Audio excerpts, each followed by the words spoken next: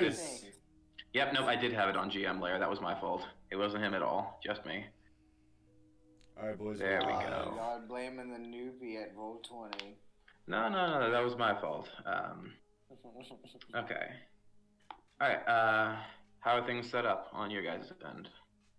I can see it. See the banner. Okay. Good.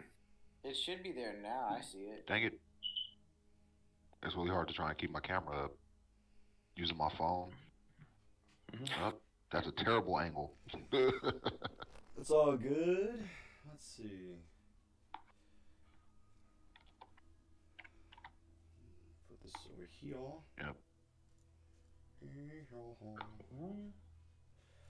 Open up OBS.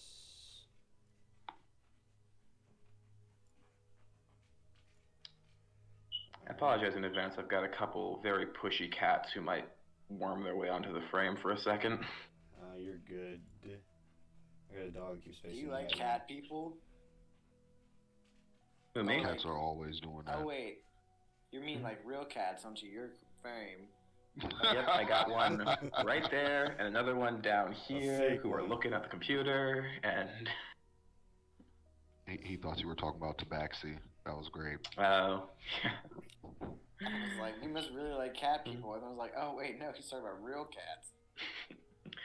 yeah. That's why you like the cat people in this game.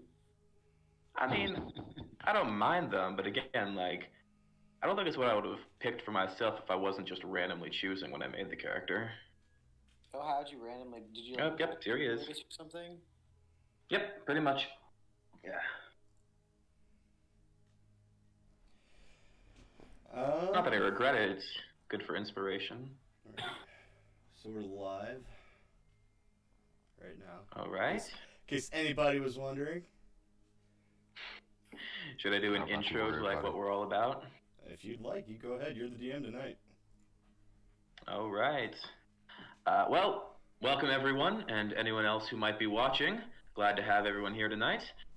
For those who may be seeing this for the first time, what we're about is we do one-shots, essentially. As a group, we're not too focused on like a single overarching plot, and we trade off who's the DM. So every week, we trade who's GMing that week. They'll create a one-shot, and each of us has players or characters that we take from week to week. We play through it, take it on. We've got a sort of very loose, overarching villain. It's very, very vague. A couple of our characters have a connection to them. Just little things for each week's GM to play with. But we're here tonight. This is our third session. So we're here on episode 3. I'll be your GM for tonight. I'm Misting. Hello. Want to introduce yourselves? Alright, I'm the host of Dungeons and D-Bags. I'm Maelstrom. And this is the game I play regularly every Thursday. There's another one we got scheduled coming up on Wednesday. Stay tuned for that. I'm playing actually a Echo Knight fighter. I haven't played him before, so I'm pretty stoked to be able to get the chance to do that. He's level 5. I kind of like the idea of like Attila the Hun, and just a Mongolian warrior. So that's kind of what I modeled him after, and I'm pretty stoked to get a chance to play him. And I'll turn it over to the other guys to see if they want to explain their characters a little bit. Alright. They call me MC. Right. I'm playing Cinder to Ash. She's a changeling, right, with I guess Genasi inspired things, I guess. She's currently being possessed by a djinn, so she's an Afridi. She's a Afridi warlock, if you will. So that's my character. Cool. Am I next? If you want to, man. Sure. Go ahead. Alright, I'm Thomas. I'm playing a Divine Soul Sorcerer, and I took 1 level in Life Cleric, so I'm like gonna be, I guess, the party healer, and I think that's all I have to say, so that's all I'm gonna say. Fair enough. And I'm Dirac, and I'll be playing Geistbart, a human male barbarian. You may refer to him as the heavy weapons guy of the group.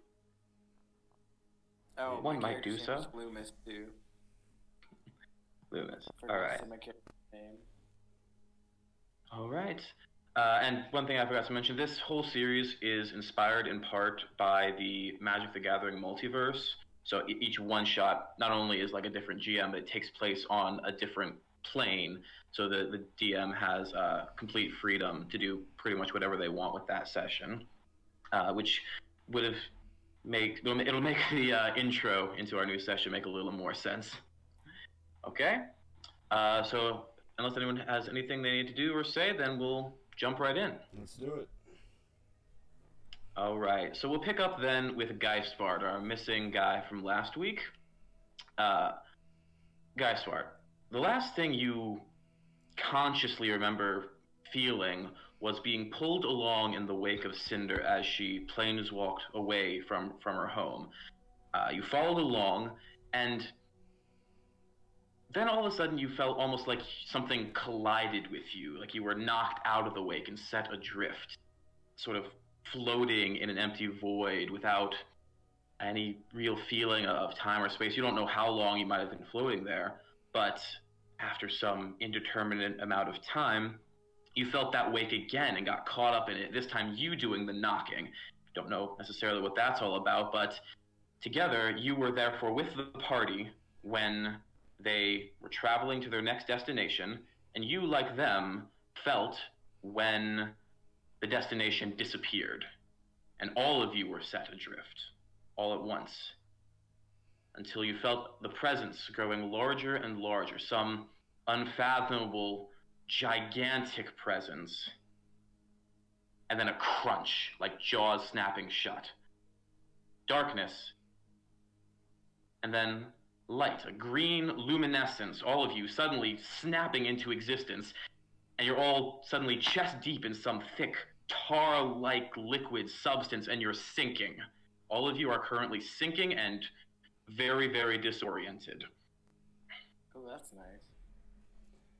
All right, so we need to make a wisdom save to get reoriented, or? Not quite that disoriented, but if you're going to do something other than just try and stay afloat, like paddle to the surface and keep yourself up there, now's the time to say so. All right. Yeah, I'd like to make sure that I don't drown. That sounds nice. Okay, Wait, everyone then... Go. Is there, like, a shore nearby? Is that what you're saying? You can take a moment to look around, but as far as you can tell, you can't see a shore at this immediate moment. So with that said, everyone should make an athletics check to try and stay above the surface and actually get the time to look around. I'm not going to do too good with athletics. Mm-hmm. I think Batu's good. Oh no, Gaspard. If only you were What check raging. did you say? Athletics. Athletics? Oh, okay. Can I do You're acrobatics? gonna ask a wizard to do some athletics. I'm afraid you cannot do acrobatics. Okay. This is terrible. Oh no. Hey, there you go. You got an natural. Okay, MC is good. Okay, Oh, so nice. yeah, Cinder and Batu are fine. They managed to stay above. Loomis sinks below the surface, and surprisingly enough, so does Geistbart. This thick substance, I guess, is enough different from the seas he's used to that he can't, not quite figuring out how to stay above. But you two are now holding your breath. The other two, as you manage to stay afloat and actually look around, you see a tunnel, more or less circular in shape and extending off as far as you can tell, perfectly straight in either direction.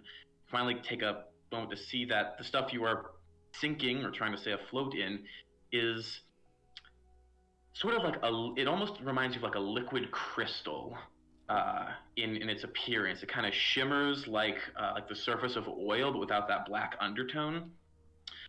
Shimmering in part coming from the bioluminescent moss that lines the entirety of this tunnel.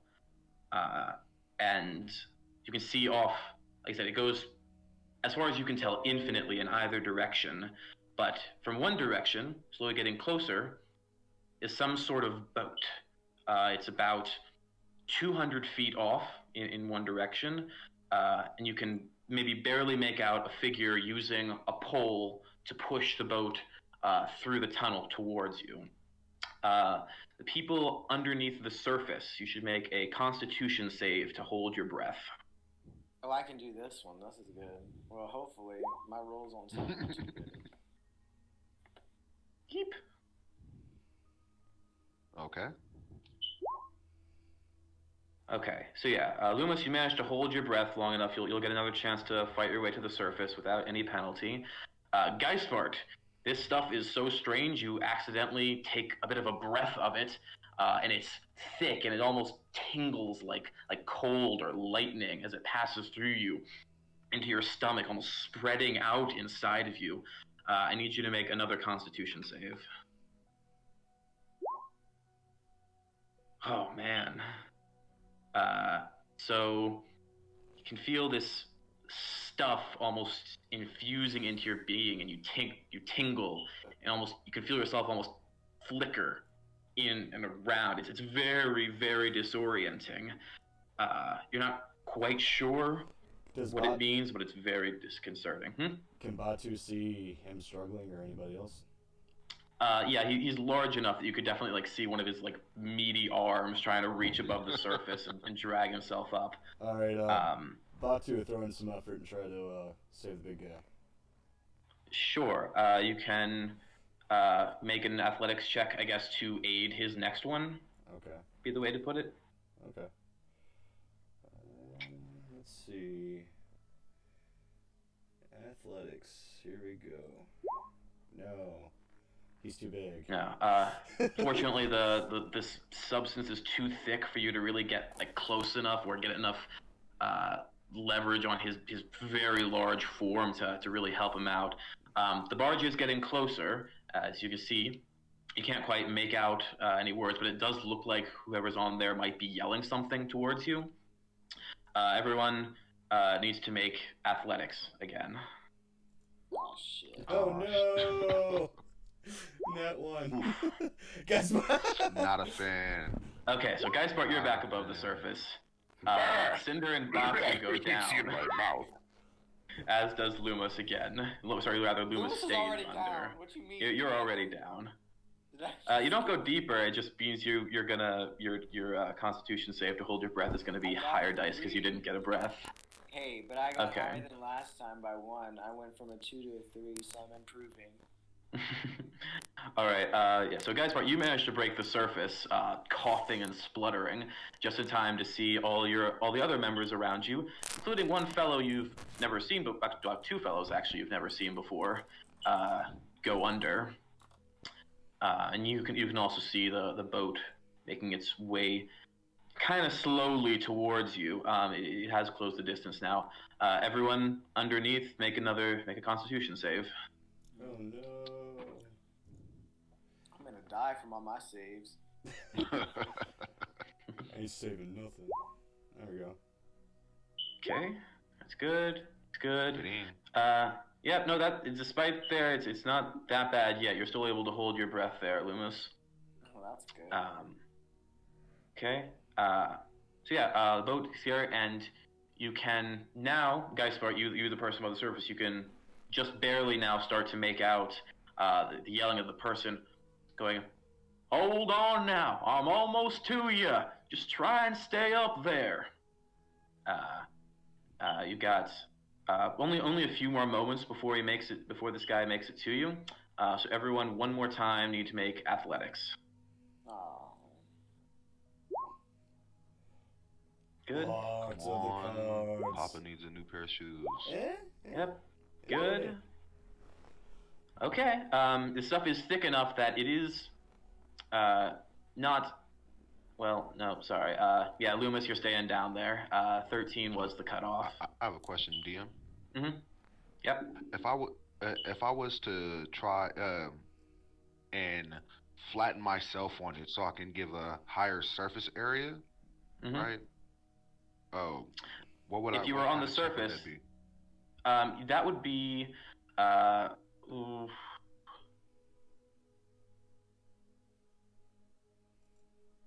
that would probably be more just like a general dexterity thing. It's not like a really like acrobatic movement or anything. And it would help if you were on the surface. If no, I no. was to make it, if I ever make it above the surface, can I sprout wings to fly? You could certainly try. Stuff is thick and clinging though. So anyways, so Luma stays down. Cinder and Batsu, you manage to claw your way back to the surface.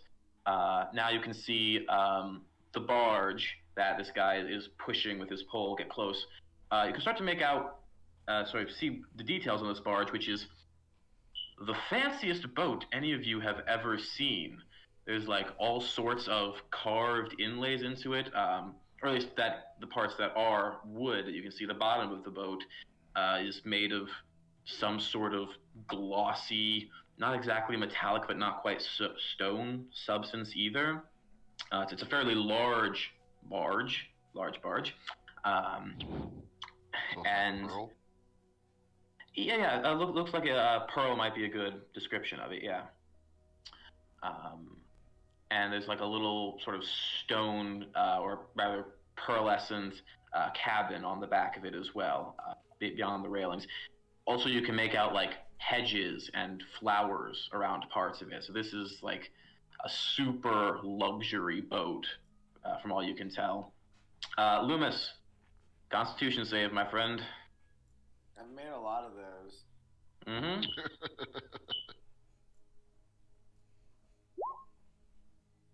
And you're making this one too. Wow. You are holding your breath for dear life as I've only the been barge, holding my breath the entire time. as I the must barge be finally aquatic.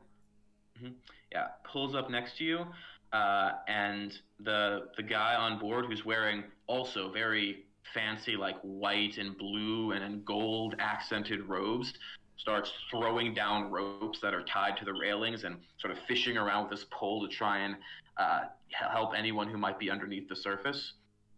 And the ropes, they all land near you guys, so you can make athletics or strength checks to pull yourself up onto the barge.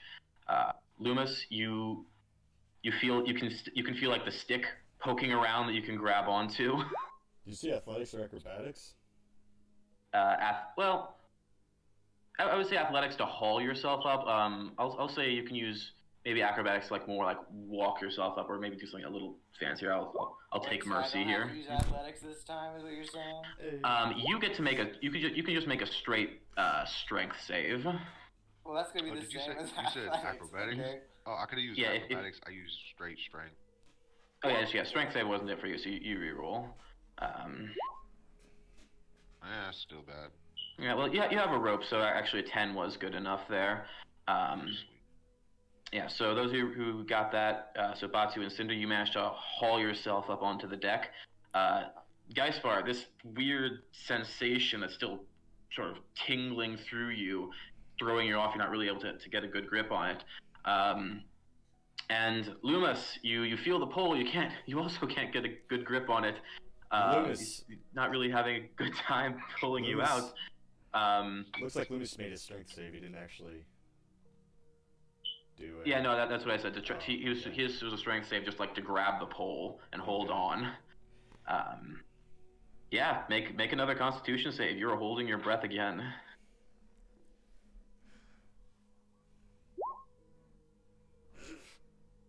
Wow, that was the dice for the fourth in a row. Wow. Yeah, I'm doing good with my saves. I can hold my breath for dear life, but I will not be Okay. climbing anything. All right. Let's see. Roll. Oh, okay. So, yeah, that was Okay, well, I'll get to what that was in just a moment. This is a good thing for you though. Don't worry. Guy Sparts, you can. I guess. You've already got hit by this stuff, so I'm not gonna waste time trying to bring you up and down again. So we'll just say that's that. You eventually manage to haul yourself up onto the deck. Meanwhile, the guy on the deck manages to actually hook the pole underneath Loomis, like dig around and hook him under, and literally lever him up out of the substance and onto the deck with that natural 20 roll. Great. Thank so- you so much, sir. I wasn't getting up here by myself. So, coughing, spluttering, dripping this whatever it is everywhere. You find yourselves on the deck of this very, very fancy barge, looking up at a very tall, not as tall as Geisvar, but still fairly tall, but thin for all that, Asmar in these blue and white robes. The gold accents you can see might be actual gold now. And he sort of looks down over all y'all. Well now, quite unusual to see lost this far out. Glad to see, lucky for you I was out here though. Everyone all right? I do not recommend drinking the substance. Oh, you got some in you now, did you? Well, don't you worry, it shouldn't, unless you have a reaction, you should be all right in, a day or so. Stuff's not really poisonous, fortunately. Geisbart lowers his eyelids. What kind of reaction? Well, some people, for whatever reason, it disagrees with their sort of spiritual makeup. The worst I've seen is actually decked out in my cabin right now. I'm taking him to a hospital. But you look like, well, pretty close to bog standard human. You should be all right. Unless you got some giant in you. You got giant in you? There is no one inside Geistbart. Well, all right then. You should be just fine. Just, don't worry if you lose a few memories here and there. That's perfectly normal. Well, shoot, to lose a few memories. I'm glad I held my breath. Well, sir, if I may ask, what was that? Well, you are newcomers. You wouldn't know. Well, let me introduce myself first. My name is Teneneb. I run this here trading boat. And, well, I don't know how to put this lightly, but your home is gone. You are now inside of Yoran. What you have Inside been, of what? Are we in P-land? Yoran. He's the Great Devourer, some call him. He is a being of possibly infinite size who, well, eats worlds, for lack of a better term. What you were floating in down there is the raw digested matter of planes. After it's passed through him and is on its way out to be reused by the gods in the making of new planes. That's why you don't have to worry too much about ingesting it. Ultimately, it's the same stuff we're all made of, just a little more concentrated. I am no cannibal. Well, if it helps you feel, makes you feel any better, it's also the same stuff that plants and deer and all sorts of things are made of. Are you telling Think of Batu? it like, Are you telling Batu that the stuff we are swimming with and the stuff he ate is not only shit, but also people? well, from a certain perspective, but at this point it's really not much of anything. All right, so In any event, I'm sure glad to be out of that goop. I was in there for a while. Batu doubles over laughing at the prospect of Gaspard choking on shit. Literally.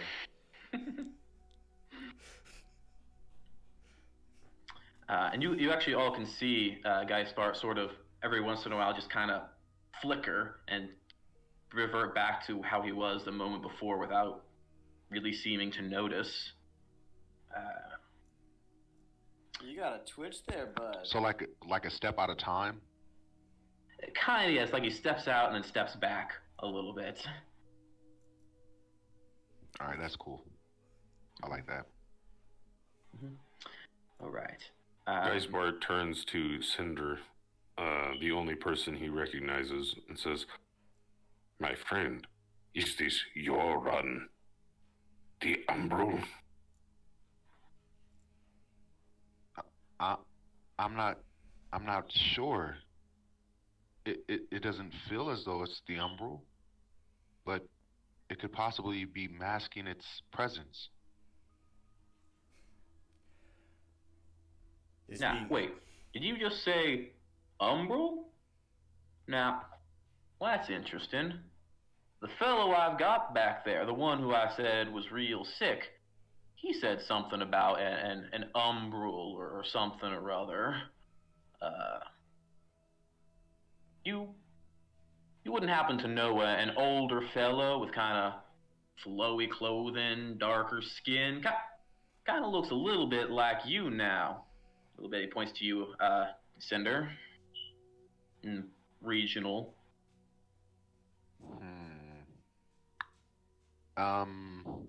What did he say his name was? You know, I don't think he did say what it was, just that he was looking for a group of people he was supposed to meet with them, tell them something important We are a before group he of passed people. out. He Well, must be you a are. psychic. Well, I can check to see if he's awake right now. Don't want to disturb him too much. Like I said, he's had the worst reaction I've ever seen. And with that, he lays his pole down on the side and goes back through the single door into the cabin. Kind of sticks his head in. Looks in for a moment. Looks back out and says, "Yeah, he's awake, but don't stress him out too much. He's not in a good way." Gestures you over. Give me a second. I'm gonna turn off my camera. Okay. Go ahead. He says, "Yeah, you can see him for a moment. Just don't stress him out too much." And gestures you guys over.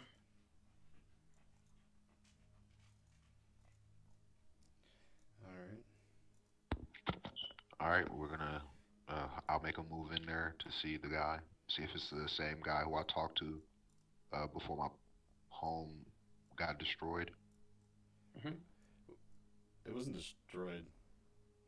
You actually, Well, you actually, I you actually thought. saved it. Okay, yeah, you're right. The home plane was not destroyed. We saved it. Yeah. I'll take that. Okay. So yeah, you can head over. Anyone else want to go in? Batu follows I'll in. go in. I want to talk to this guy. Batu follows in. Cinder, you say you know this this bald bear. Who is this bald bear? I just want to make sure it's the same guy before I start divulging too much information. Batu is referring to Geistbart because they've never met before. Oh, you said I didn't hear the name. Sorry about that.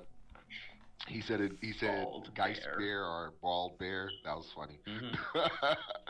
Oh, this is Geistbart. He's one of my associates. You don't have to worry too much about him, Batu. I'm pretty sure you and him will get along famously. Where I am from, I am very famous. I too Oh, am you're famous. famous. I too am famous from where I'm from. I'm not. Well, I'm infamous from where I'm from. Is that the same thing? I'm a nobody from where I'm from. But here I am. Batu finds Alright. himself in need of new challenger. Bald bear will be good challenger.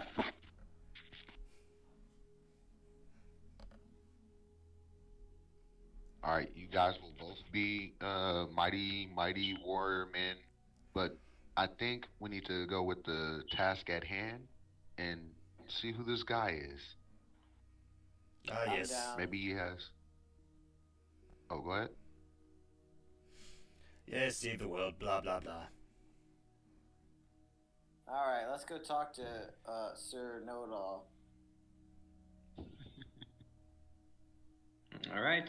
So, those of you heading in, you head into the small but still fairly spacious. Like I said, it's like a luxury barge here, cabin.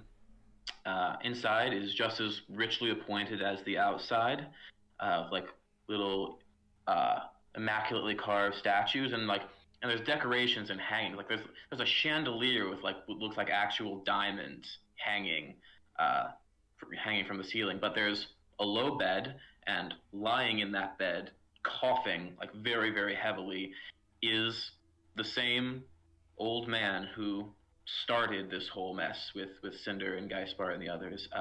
For Batu and Lumas, you wouldn't have seen this guy before because apparently we managed to dodge him in the last plane. But he's there, coughing, looking not in a good way. He's flickering horribly, like what Geispar does, but just like almost constantly, and coughing in between. But he does have his eyes open, and when he sees you walk in, his eyes go wide, and he sort of weakly beckons you over. Come here, quickly. I walk, taking my sweet time. I run. I came Girl. back. He came for quickly. He gives you a nod, say, "This one knows urgency." Listen. This was not supposed to happen. Yorin is not supposed to be here. I sort of got the fact that we're not supposed to be here. This wasn't the place I thought of when we traveled. I have no idea what this place is. The boatman just explained that Okay, I have sort of an idea what this place is. Thank you. Okay. All right. I see I have to be factual when I can't use hyperbole. Thanks. We are deep in the bowels of a creature that eats worlds. that Yes. he said. Yorin is as old as the multiverse. Older than Umbra, even. But regardless, Umbra's agent on the plane we were supposed to meet, they are here somewhere. They will make use of this. You must find them and stop them. Are you saying? Where are we to find anyone on an ocean of god shit? I wish I could tell you. I could not find out who they were before. Well, this, and he sort of lifts up his shirt a little bit, and you see a deep stab wound that looks like it's been infected by the planar material that you were drowning in. Is there a Possibly way why to he's- heal him? What healing spells would you try? So I'm guessing just a regular cure wounds would not do anything. It might, you could try it, see, because he is injured, like it's not just like the coughing, he has actual, like you see, injuries on him. It might help with that. Yeah, I'll try just like a regular cure wounds. Okay. Where with my that's why I'm being dumb. Okay.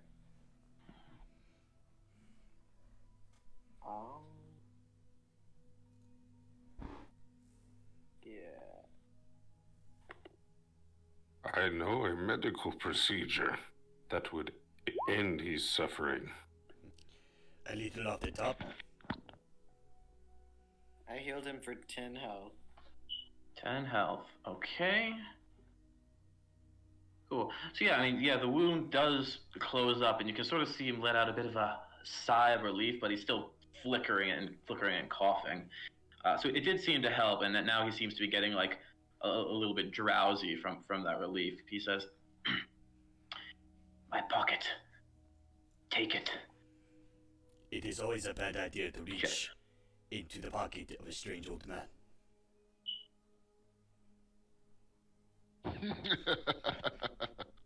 Say, I'll take what's in your pocket. Make sure you jingle them right. Come here, strong old paper boy. gives you a nod. Something tells me he was going to search the pockets anyway.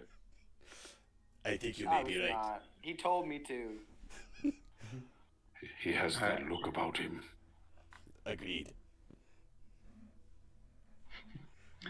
Alright, well, Loomis, fearing nothing, reaches into a little pouch by his side and pulls out a little glass sphere that looks like a multi-axis gyroscope inside of it. It's a red thing that's sort of slowly spinning around. And This is pretty nifty. the old man, sort of fading very quickly now, he says, "This tells you how far their plan has advanced. If it screams, too late. Flee." And with that, his consciousness fades away and he sort of collapses back. To be honest, if that little thing screams, I will probably also scream. Okay, so you reach into his pocket, you pull out sphere. Is this the testicle of a god? I don't think it's a testicle. It's probably a prosthetic. Anal bead? I don't think it's anything sexual. Alright, sir, what is this thing? He's gone. He's out. What? Yeah, he died. See, Alright, sir, wake up. Wake up. you're probably holding the testicle of a dead old man. It's not a testicle. Didn't you say it was spinning? I am confident very- he said it was an alarm clock that would scream. If we have failed. Yeah, I'm more inclined to think it's an alarm clock than a testicle. Okay, so we need to do something before the testicle screams and the world goes boom. Makes sense. Okay, so we go talk to the fancy man upstairs about the screaming testicle.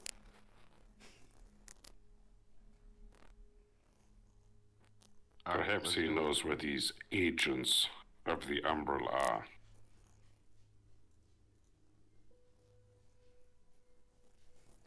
Okay. You're heading back out then? Yes. Alright, you head back out the cabin. You see Tenna back pushing the barge along. You see that this barge is, again, to reiterate like how fancy this thing is, there's a literal red carpet running down the center of it. It's like at the front of it, there's like a row of hedges with beautiful flowers on it. There's like barrels stacked on the sides and crates, but all of them have like very fancy symbols stamped on them. And Cinder, being the daughter of a courtesan, would definitely think this is a pleasure barge and will let everyone know that she believes we're on a pleasure barge. See, I told you were holding a testicle. A pleasure barge, you say? Interesting. Very interesting. Anyone else want to carry this pleasure badge or whatever it's called? Finders keepers. That is yours to keep. You know what? I'll keep it. It might have use. sure. As you walk towards, Tenab looks over and says, "How was he doing in there? You didn't overexcite him, did you?"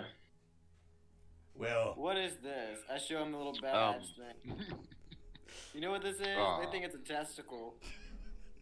I was gonna say he did overexcite him. He gave up a nut. Well,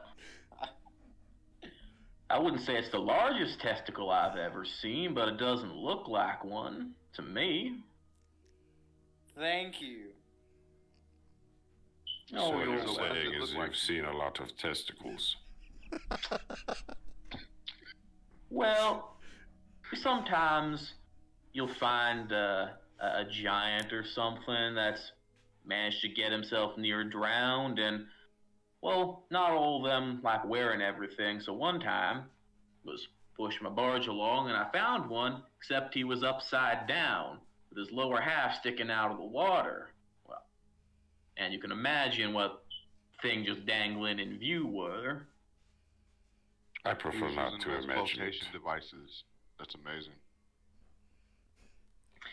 In any Again, event, this is not a testicle. I decided that Batu does not like this place. yeah, and pardon me for not saying so before, but I am sorry about what happened to your home world. It's a real tragedy, it is.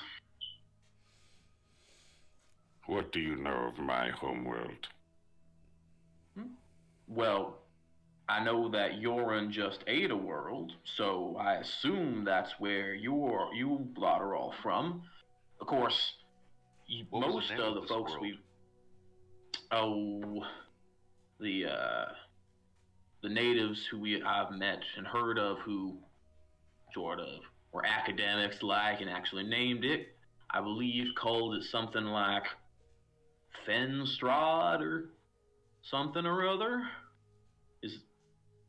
I assume that's where you're from, although I will say, this happened almost 3 weeks ago local time, and most of the people we fish up turn up in the first few days. You lot are on the very, very late side for that. Ah, I see. There's been a misunderstanding. We are not people who lost our world. We are heroes. Heroes, We you travel say? from place to place, combating the umbral. Well, I can't say I've ever heard of anything like that, but universe could always use more heroes, so I'm right glad to meet y'all. It Well, looks like we unfortunately found- for you, if we are here, it is because the umbral is here as well. It's here. Yes. The Umbral, well. Now, what sort of fellow is this Umbral? Because, let me tell you now, we here inside Yoren pride ourselves on looking past the past of those who wind up giving everybody a fresh start. And now, I understand not everyone can sort of leave everything behind, but we like to give them a fair chance. The dark horse of the void devours worlds and pulls it into his own. He seeks the complete destruction of all life. Now, In you know, our experience, his tendrils penetrate planes, corrupting them, turning them into his food. If he is here, there is undoubtedly a tendril, and it may do something terrible to this Yoren. He tends to work through an agent, whether it be an item, a person, even a location. Perhaps a testicle. now, as you guys were talking, you can sort of see him start to draw back a little bit and grow a little bit wary. That's some of the things you're saying. Now, I don't rightly know, but some of what you're saying is what the Starvelings have been calling Yoren. You sure you're not having one over on me? Are you suggesting that this No. Yoren and the Umbral are the same? Absolutely not. Yoren is no corruptor, nothing like that. He's a natural part of the multiverse. I mean, I understand it's, of course, a tragedy what happens, but, I mean, you see this river of stuff here? What would happen if this were to cut off? That's all I'm asking.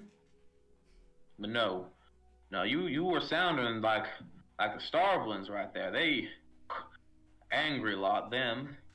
They want to starve Yoren out, I tell you. Would cut him up from the inside if they could figure out how. Not right, I tell ya. Starvelings. Who are They're these? not trying to turn him upside down. Who are these starvelings? Well, I don't rightly associate with those types. They tend to keep away from the cities, so keep them out of good folks' path as far as I'm concerned. They're agitators. You'll see them on street corners shouting all sorts of nonsense. Can't rightly say I know too much more. So where's the city that you speak of? Well, we're headed there right now. Should be there in a couple of hours. So, pushing along again, this endless tunnel that doesn't seem to have really changed or curved or anything in any meaningful way. If he says it's going to take hours to get there, would I be able to do my Find Familiar spell on the way? Just a Absolutely. ritual, so I don't have to use a spell slot. Sweet. Mm-hmm. Absolutely. Busted wide open. Mm-hmm. Alright. Alright, and let's see here. I'm gonna do a snake. What are those All right. white snakes called? The wings? Well, the one I'm thinking of is like the really big ones, like the Quetzalcoatlus or something, but that's not what you're thinking of.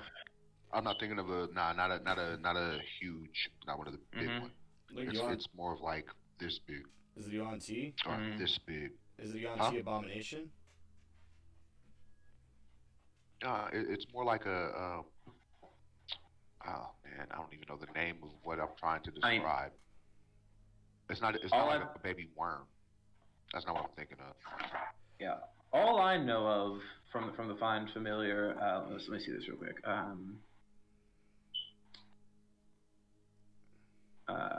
I mean, it lays out like I don't see flying snake in the list of options in Find Familiar. There's a poisonous snake there. Sure, it's not that big of a deal. I mean, there's Dracoids, but That you have mean- to befriend a Dracoid. You don't start with those. Yeah, or like pseudo dragons or something. No. I mean, sorry, if you can find a stat block for like it's a a pseudo- small flying snake. Right. I want to say it's a pseudo dragon or whatnot. Oh, okay. I think those are wizard specific. Those are wizard specific. Oh, okay. I'm afraid. All right, never Okay. mind then. Not a So wizard, so, you- it doesn't matter. So you get set up for your ritual, and Kenna will just look over and say to Guyspar, by the way, there's a hospital in the city you should maybe consider getting yourself checked out at, just in case. It's where I'm taking the fella in the back.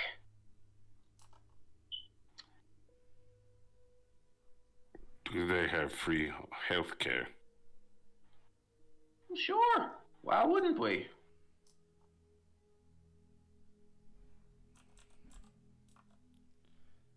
Now, Excellent. something you may notice upon arriving is conventional measures of wealth aren't really applicable inside of Yoran. Spend so long fishing things out of his stream. Well, just look at my boat. I'm a simple merchant, and look at what I can set up here. And so Also, it is a wyvern. Sorry. okay. No, I was just I was thinking of pseudo dragon. That's what those are. Yeah. Yeah. So you'll find much of the beauty and the culture and art of the multiverse preserved here inside our culture and inside Yoran. But wealth, such as it is one of the things I understand outsiders take a while to get used to. And you, though, he points over to Loomis, you look like you might fit right in. There's quite a few of the celestial folk around. They seem to have an easier time surviving the transition. Well, good. That and you like to grab balls. Okay. Well, I'm gonna fit right in, so maybe y'all should be grabbing balls. I think I read a story about some place where they like to grab balls and then some god destroyed it. I can't remember what it's called though. No. Okay. Alright, anyone else have something they want to say, do, question as we continue down the tunnel? No, about to bide his time sparring with his Zeko. Okay. Those of you unfamiliar will see him sparring with what looks like a copy of himself. Which is kind of sort of nods at it and says, "Oh, well, ain't that neat?" Okay, you continue down. And again, the tunnel goes forever. You go on for an hour, then a second, again, with looks completely straight. Until Tentative says, "All right, now we're about to hit the turn," and sort of starts pushing towards the side, towards the edge of the tunnel. See, like there's a sort of spherical thing, and you see the walls curve up, but as you reach the edge, it seems to almost distort, and the liquid, the planar material, almost slopes down until it's like you're on a cylinder, and the whole thing rotates around you in a weird and mind-boggling way, until suddenly you're still heading straight. You never actually turned, really, but now the tunnel is widening up ahead of you, where before it was just straight as an arrow, widening and curving. Tentative says, "All right, we're almost to Phajin, and oh hells, now what is this?" Up ahead you can also see now there is a sort of ramshackle bridge that's been built over the top of the channel, because as it starts to widen up, there is an actual shore that started to appear on the sides. Going to the shores, there's a bridge, and on this ramshackle bridge, you can see 8 figures up there. A little indistinct at the moment, but you can see one of them, a very small fellow of some sort, sort of waving down Tentative. To approach, you can hear the voice calling, "Ho, boatman, a moment of your time." Tentative starts grumbling now. "What in the hell is going on here? This wasn't here last time." To approach, now you can start to make out who these figures, sort of what they look like. Like I said, there's 8 of them, and they're a very eclectic mix. Very, very different races. Even looks like some people like mixed races. The person calling out is a sort of elderly looking gnome woman, kind of hunched over a little bit, standing in the front of the group. But there's also a pair of Goliaths. There's a dwarf with red skin, looks like. Looks like what might just be a male elf and another Azamar. Some fellow with blue skin that seems to steam off of them like boiling water. Another fellow that would look human if it weren't for like the big tusks jutting up from their lower jaw. That's all 8 of them, as Tentative sort of slowly and cautiously brings the boat to a halt right in front of the bridge.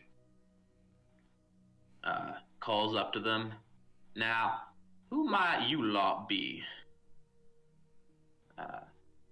He speaks down to them. See, that's what that is. "Pardon me, good sir. We here are with the Preservation Society, and we'd just like a moment of your time." And Tentative just groans and says, "Oh hell, what are starvelings doing here?" Shouts up, "Look, I don't want nothing to do with any of y'all's crazy." And the Goliath pair especially look to take big offense to that and take a step forward before being held back by their fellows. The nobility calls again. "Now there's no need for name calling. We simply wish to do business. Is that you are a merchant, are you not? We would like to take this opportunity to make a first offer on your wares. Perhaps at a discount, since we can get it off your hands so quickly. Tentative sort of looks not very trustful of this. He sort of mulls it over for a moment. While he's doing so, she kind of turns to look at you lot. Says, I wasn't aware that you were taking passengers. Who might you fellows be? I'm Loomis. He grabs balls. So you're safe. I do not Sure. grab balls. Says the ball. The name's Yeah. Cinder. Oh, I Yeah. soil. I'm gonna soil your pants for saying that. Looks like he pees himself. If you go to piss pants, you should piss your own pants. No, I'm good pissing yours. You did that. What are you talking about?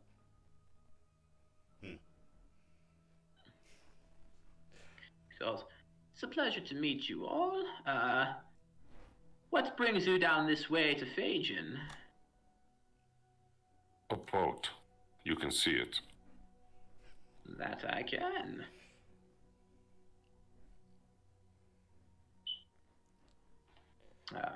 Tentative speaks up at the moment.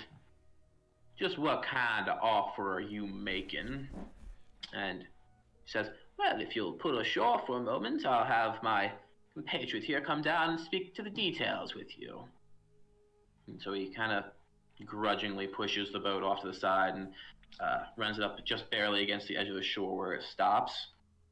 And walks over the edge as the dwarf with the red devilish-looking skin kind of comes down off the bridge over to speak with him. Meanwhile, the gnome lady turns back to address you. Says, now, unless I miss my guess, you lots have never been down this way before, have you? I'm not You really don't sure. have the look of... Do we even really have Say- time?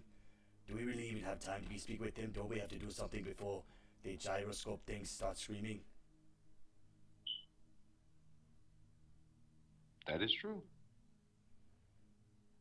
So, We are strangers in this land. We should speak Yeah, I'm with definitely whoever we not can from here. to find the agents of the Umbral. Any one of them could be an agent of the Umbral. And something about this ball thing is gonna start going off whenever we. When does it go off? If we fail, Oh, that's nice. you old woman, are you a friend of the Umbral? That's not very nice to just call her an old woman. Umbral? I've never heard of any Umbral. The Dark She looks to her Horse, companions. Any of you? You? No? No? the Devourer of Afraid we Worlds. can't help you. They're not Now, very nice. If you see Devourer someone- of Worlds. Well, you're in one right now, and that's what we'd like to talk with you about. I thought you wanted to sell shit. Well, our society needs supplies, and we can't always find merchants willing to sell. We understand Tenenib is at least Where I am willing from, to speak, and where well, I am from, it is wise to be wary of those who speak with forked tongues and have dual agendas. then let me make myself perfectly clear. We here have but one agenda: the preservation of the multiverse. Then it seems that you and I are in shared purpose.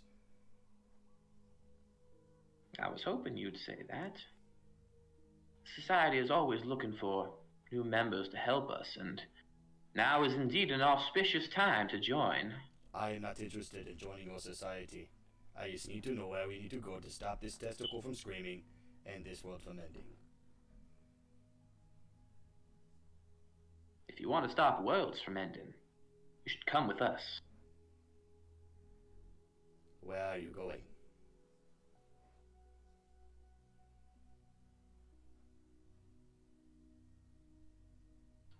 She sort of looks to her companions, says, understand this. Those in charge of this realm would dearly like to root out where we stay and make our preparations. So, if you're not joining, I'm afraid I can't tell you where. I'm afraid we probably will not be staying very long. Joining would be meaningless. So, But if you want your will done, by all means, you can just chill out here, do whatever you were doing, because I think we have the only thing that could probably stop it from dying, but you do it your way. Make an insight check.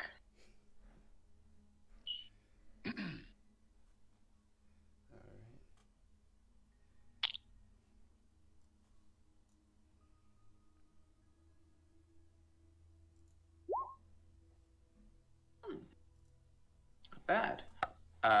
When you say the words, the only thing that could stop it from dying, you see not the noblewoman. She's a little bit too stone-faced, but a couple of her companions sort of look to each other and can make out a kind of sly grin. As it kind of goes like, if only this guy knew. Like, come on.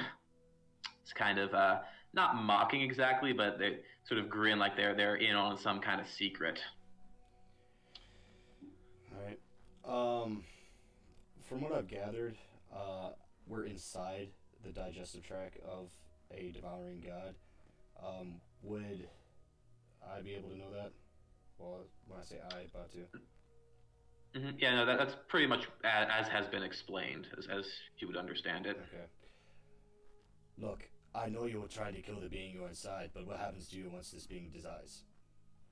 If it dies, will you not die as well? That is a sacrifice all of us in the society are prepared to make for the good of the multiverse. I'm scared of these people. Then this is where our purposes may I diverge. interject something here?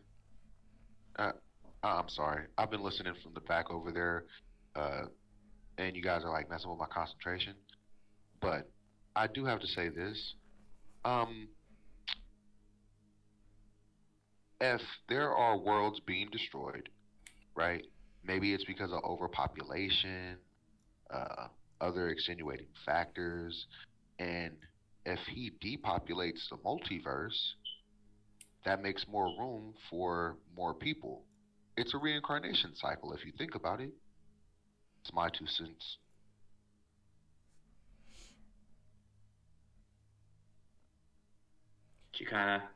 All of them kind of look at each other and shake their heads. You hear a couple of them mutter, "Bought the propaganda." But they I start. have you know, I did not drink any of that digestive juice Kool-Aid. That's not what happened. The poop juice. Well, the gnome lady says, "We will not force you to do anything." I'm gonna ask the gnome lady if she knows what this ball thing is. You hold it up and ask her. Yeah. She sort of peers down at it, sort of shuffles a few steps forward to try and get a better look, and says, "I have never seen something like that in my life."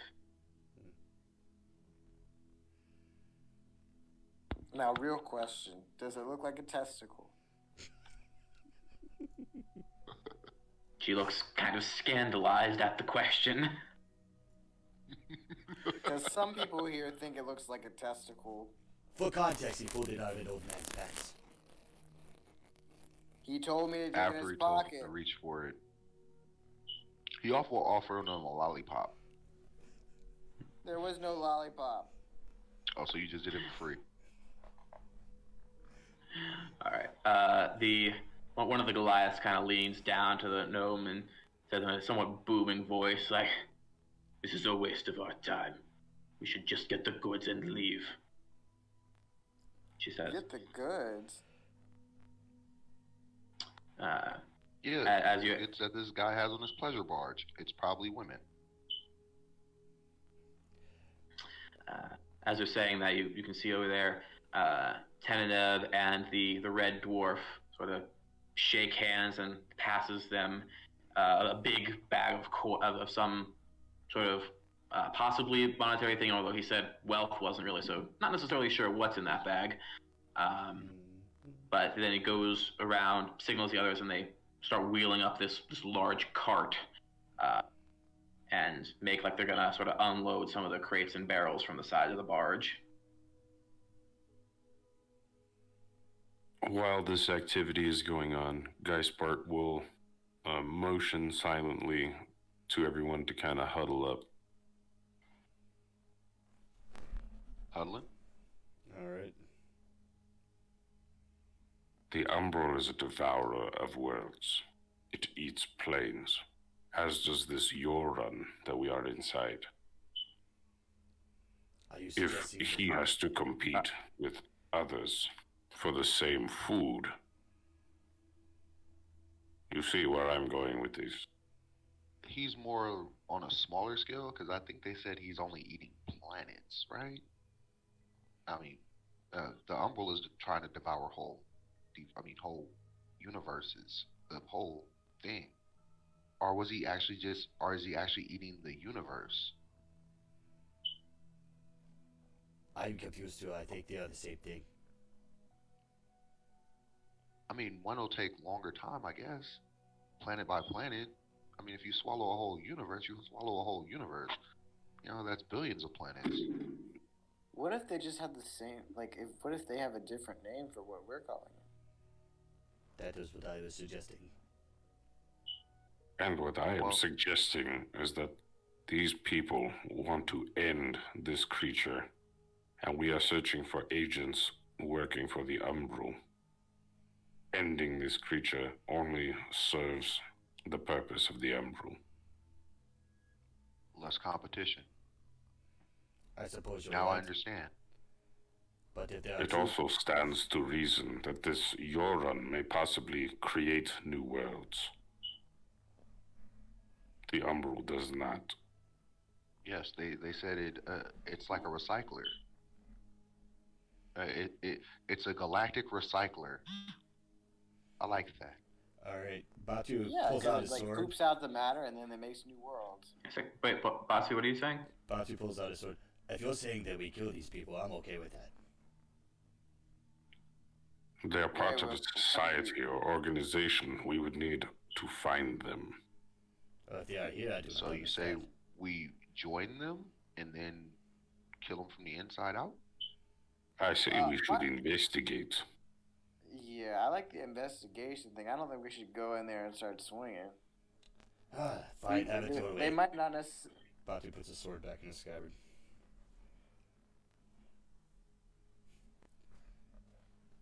They might not be what we're thinking just yet. We should investigate more. You might be right. I don't know what it is. It's just sometimes I feel this murderous urge come over me. They look sketchy though. Looks can be deceiving, and I'll give them a little wink. What's the wink for? Because I'm a shape changer and I can make myself look like anything. Well, Yeah. anything humanoid, basically. So looks can be deceiving.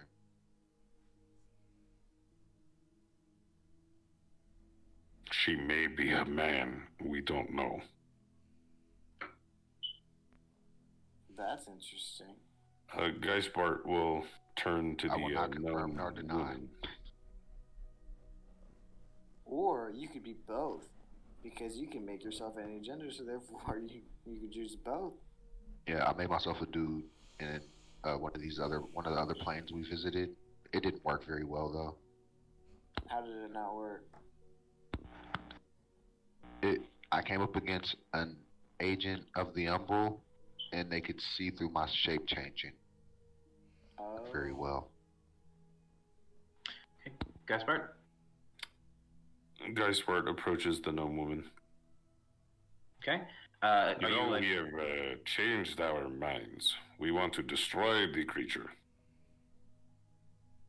really now? Well, Yes, Yoran is clearly a monster and must die.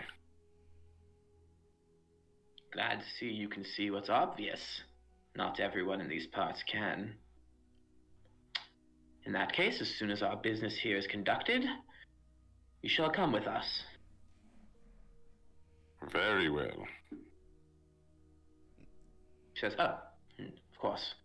My name is Grima. I am an organizer of sorts for the society.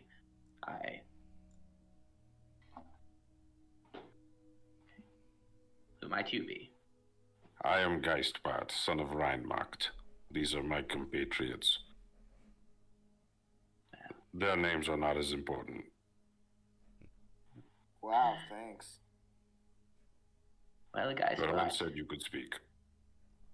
I'm gonna speak if I choose to speak. Thank you. One of his many flaws. Probably. as I said, it is indeed an auspicious time for newcomers to join us. Cannot help but feel this is the workings of fate. Yes, But the workings of fate. enough of my musings. It appears that they have loaded up everything we were able to afford. Come, let us be on our way. And you see that the big cart they had has now been fully loaded up with barrels and boxes. Teneneb is still sort of giving them all the stink eye. And as you make your way off the boat, I guess, he turns to you and says, "Now, I can't rightly blame you for joining up. I understand there's probably some amount of anger and you feel like you must, follow your hearts. But if you ever want to talk or if you need to speak with the fellow in the back again, I'll drop him off in the hospital in Phajin and I'll be heading up to the capital soon myself. I hope to see you all again in good health." Goodbye, fancy man. Same. Thank you for pulling us out of the god You poop. too. Okay. And with that, he gives you a little wave and pushes off from the shore and continues his way down the stream. Merrily, merrily. Quite so. So that the fellows of the Preservation Society, who as you now get close to them, as especially compared to Tanab, they all wear very, very simple clothing, but they all have the same sort of patch sewn somewhere onto their clothing, which is that of a white square on a black background over a field of red stars. It sort of looks like How their many emblem. Looks like about 10. Okay. Now, is there actually water in this world, or do you actually drink the god poop? Newcomers always ask the funniest questions. Yes, we do have springs that those who have been here a long time have conjured into existence, and some have figured out how to transmute basic essentials, but that will not be relevant for much longer, as you shall soon see. Come. And she walks straight at the wall. This solid-looking wall, which sort of like the tunnel did before when it sort of twisted around. As she approaches it, she almost seems to warp and bend through some kind of space until she is gone, and the other members of her group are also walking that way. Geispart shrugs and steps into the wall. Okay? I'm And gonna say to Batu, I'm not too much for anatomy, but does it feel like we're walking through An asshole, yes, an asshole. Okay. I was just making sure I was the only one. And I'm gonna go through it. Bounty follows, isn't it? alright, you Yes, I'll follow. Yep. So you step through, and again, the space seems to warp around you. You step through, and you're now in what looks like a carved stone corridor, again, lit by bioluminescent moss. To continue on, this one seems to have much more like natural, or not necessarily natural, but like intentional curves and like steps and stuff carved into it. This is the code. So you travel down it. As you do, the elf, so the male elf sort of falls back to the group and goes back to talk to you. Says, So, what's your lot's story for joining up? Name's Teldon, by the way. I'm Batu. The bald bear said we should. I'm Cinder. Nice to meet you. Yes, we are here because our world, as we know it, was destroyed by this Yoran. And we seek revenge. Yeah, Your sort of revanche. nods along knowingly, like, yep. That's the story with most of those in the society. Now, few sympathizers from the natives here and there, but mostly it's folks like you and me who've lost everything. But don't worry. The general, he's really got something now, and I think we're really gonna be able to do it. Ah, yes, a general. We are powerful and mighty warriors. We should speak with this general. Sort of like, he looks up and says, really? If I I mean, may have ask, you what was looked the at name me? of your world? Sorry, what was that, MC? Beefcake. Oh, after I want to go ahead and finish with Gaspard, and then I'll Okay. interject. Okay, sure. He says, really? It's been hard for us to find actual warriors. You know, mostly we just find farmers or tradesmen. The general certainly tries, but there's only so much we can do. This makes sense. Most warriors do not seek suicide for suicide's sake. Well, I'll tell you this, though. I think, he sort of leans in conspiratorially, I think it's because they only save the pretty people, and warriors tend to be too scarred for their tastes. I think I'm pretty. You would fit not right in, Have yes. no scars. Scars are for weak warriors. Batu has many scars, wears them proudly. I'm glad to see you're so strong, then we'll need your strength before its end. Oh, what was that? Batu has many scars, he wears them proudly.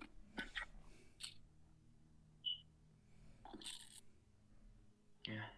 Now, Batu, I I'm have sure to ask: when you're in battle, do you allow your opponent to cut you just so you can feel it? You seem like that kind of person. They must earn it, but if it happens, it happens. It seems like it is easily earned. Ah, do you catch a spot, bald bear?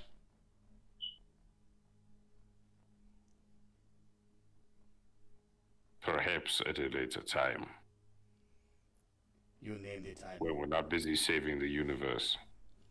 Ah, I shall not have to wait that long, hopefully. But, as you say,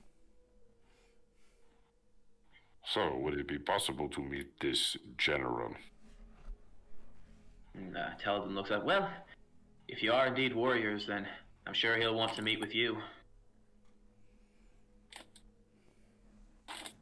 What was the name of your plane, Tilden?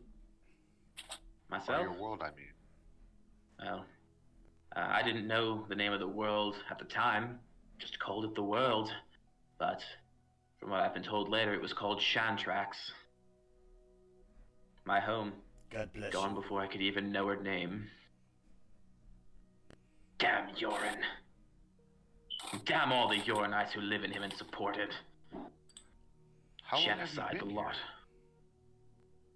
We have been here maybe 2 years now. So why are you so... Why do you hate this Yorin if he just consumes your world and leaves you to live within him?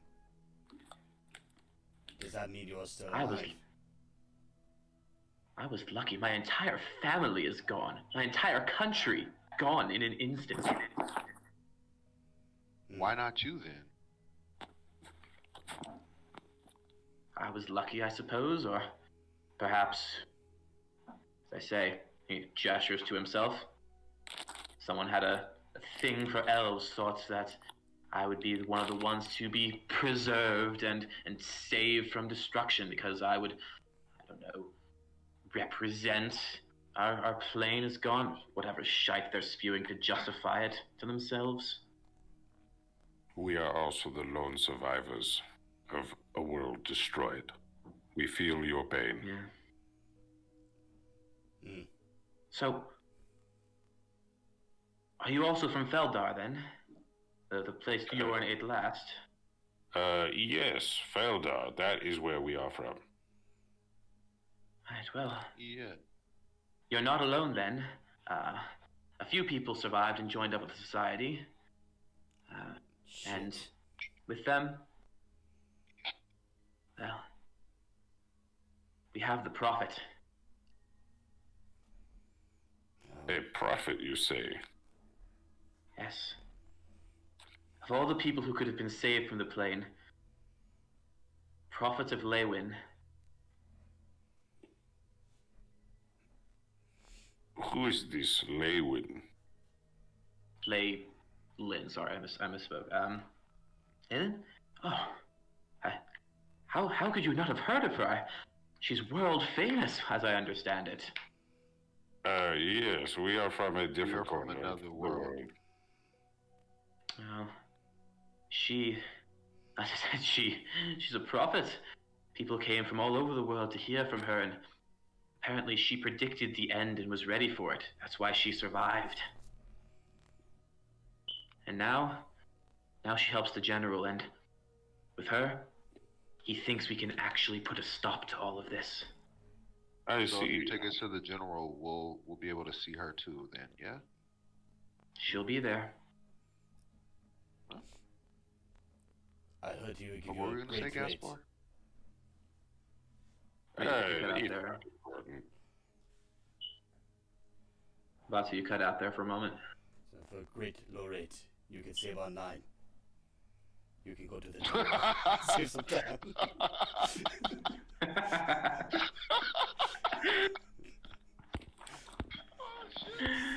Okay. Anyway, you keep walking. You pass through a couple more of these sort of weird warping anomalies until eventually you come to a space that opens up into a cavern with a big warehouse-looking type building in it. There's a couple of guards posted by the door with spears who stand to attention as they see the group approach. May I ask him, what does this building look like it's made out of? Mostly looks like wood and stone, although it's kind of a patchwork of different woods. Looks like not all the same kind. Same with the stones. A few parts from what look like might have even once been a part of some kind of like sculptures. You can see your sort of sculpted lines into them, but they're just part of the blocks of the building now, so you can't really tell what they may have once been a part of. Interesting.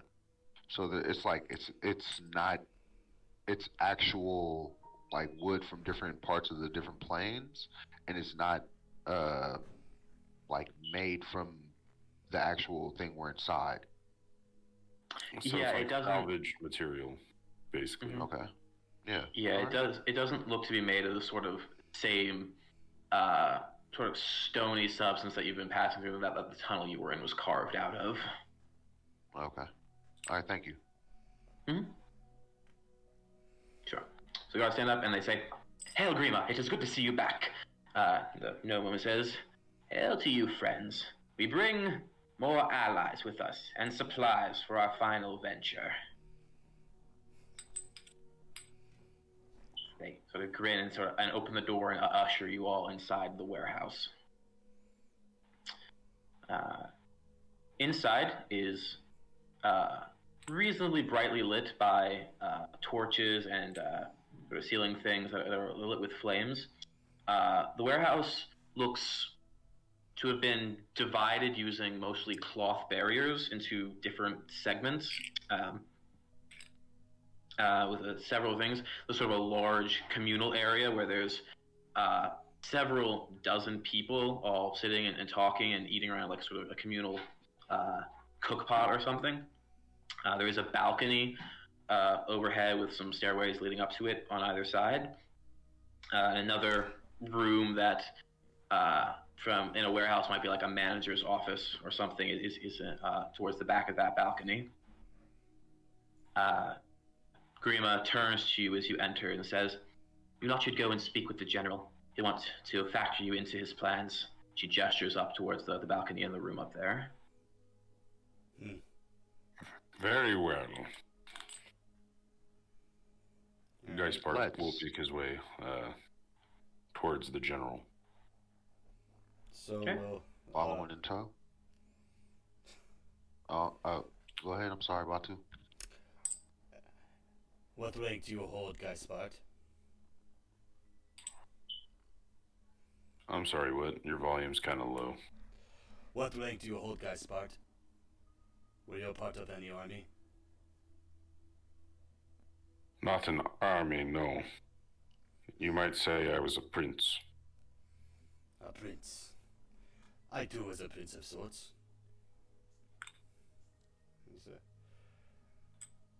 And a general. I'm a bastard child of a sultan. I could have been a sultina, if that's what they're called, right? Not sure. I grew up on the streets. You are totally the odd one out on everything. What's going on here? Why did fate put you Poor with little us? Cooler than you. I peasant have a pet. Lumos. Name. What did I name him? Hold on. Just these three royals here, and then just this random peasant they picked up along the way. We are kings and queens of lost places. Except for me.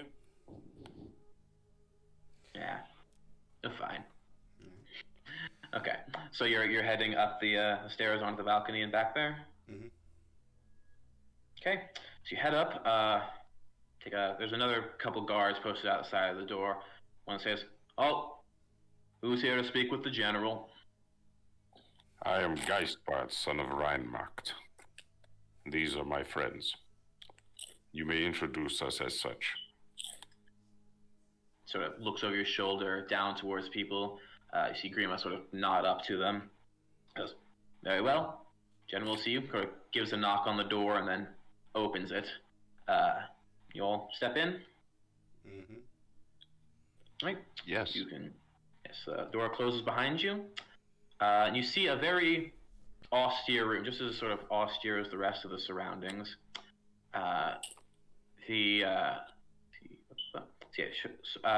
It's just pretty much just a couple of cabinets and then a desk with a single chair there. Sitting at that desk is a very gangly sort of fellow looking, with a short gray fur covering his body and a very flat nose. Most of you would recognize sort of an older Firbolg type fellow. Even now that he's sitting in his chair, he's wearing worn but well-maintained armor, a very large sword resting on the wall behind him. Surely this weak old man is Excuse not me. the general they speak of. Well, at the moment, he's sort of kneeling over the desk with his eyes closed. There's a single lit candle on his table, and he's burning a piece of parchment in it with his eyes closed. After a moment, not really acknowledging your presence as the parchment furnish is burning, kind of raises his head and looks up at you. "I am indeed the General. General Nightshade. Ironic that the gods would send so much aid at this late hour. Nevertheless, you are welcome here."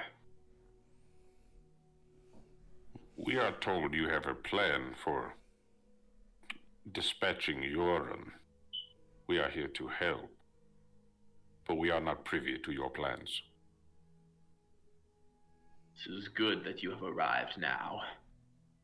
The final step is about to be set in motion, and we can use every warrior we can get when we storm the capital.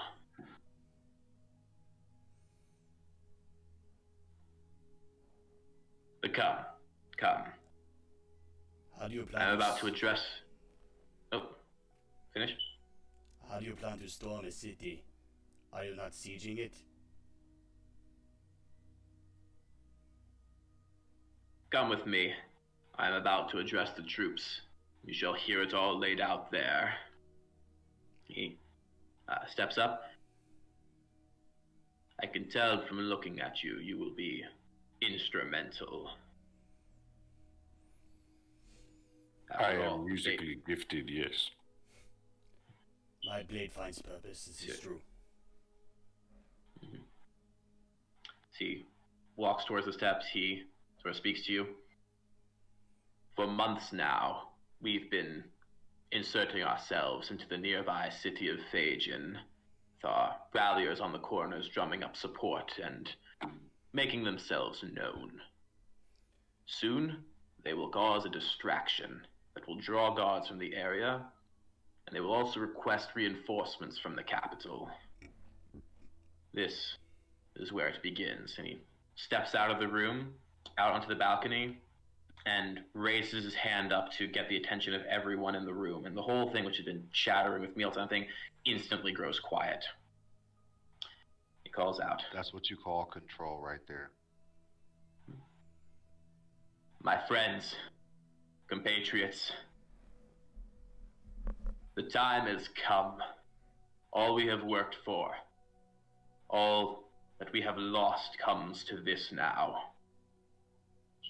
We are joined here by great allies who have been sent surely by the gods to aid us in our righteous quest to end the calamity of the multiverse, to end Yoren." You hear great raucous cheers and applause ringing out from down below. It says, "It is almost time.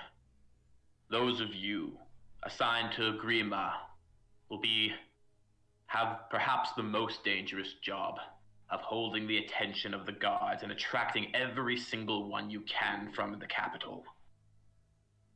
Meanwhile, the rest of us, myself, my right-hand man," he gestures over to sort of warped sea folk looking guy, like if you've seen Pirates of the Caribbean, like Davy Jones's crew, he looks like one of those guys, like a tentacle growing out of his shoulder, like a big wide grin, and he nods up to the general. "We shall escort the prophets of Leyland, and she, with her power, shall soothe Yoren from inside the heart of the listening room. All this made possible through your efforts. Rejoice, for the time is near, yet never forget the rage in your hearts, the righteous anger of all that has been taken, all the trillions of lives lost to this senseless hunger. We will begin soon." He lowers his fist and gestures you four to come with him as he heads down towards one particular sectioned off chamber of the room. Hey, let's make our move. Hey, Batu, is it me or does this guy? I'm a little warm. Yes, he lifts a banner and gets a bunch of fools to herald their own doom.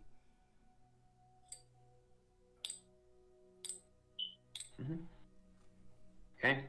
As you head down into a particular little closed-off room, the fishy fellow enters, and already in the room, sitting down in a chair, is a figure that is completely cloaked in silver and black with a sort of bird-like mask over their face, who sort of looks up as the general and you all enter, and a very tinkling and melodic voice says, "Oh, I suppose it is time now. Who are these strangers you bring here?" She looks towards you lot. Batu just looks at Geispard, expecting him to answer like he's been doing the entire time. We are angry survivors, but also mighty warriors. We are here to aid you in your quest. You must be the Prophet Leyland. That I am. I foresaw the doom that befell my world, and now I foresee Yoren's doom. Yes, about that. How is storming a city supposed to end the creature? At that, the general steps forward. That is what I've gathered us here to speak of. You five are not ordinary soldiers, so it would be pointless to assign you to a regular troop. Instead, I would have you speak before the prophet to ascertain your loyalty. If you pass, you will become part of her personal guard for the mission. Batu just throws his hands up in the air and just kind of just sighs and stays silent then.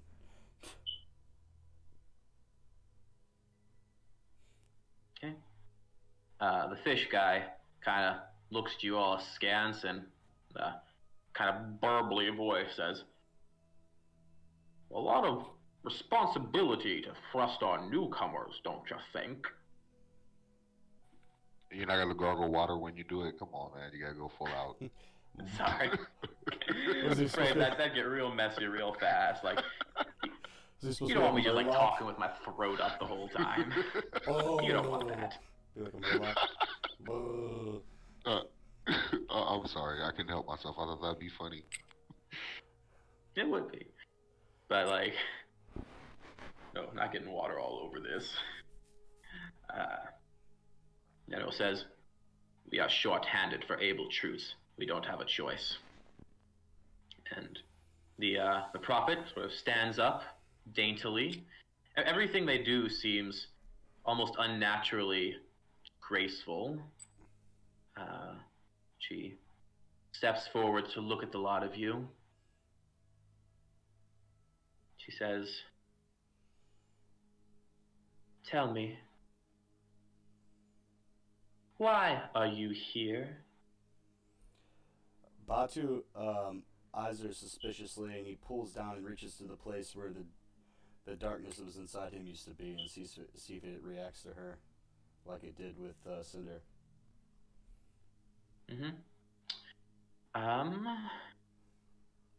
You can, let's see.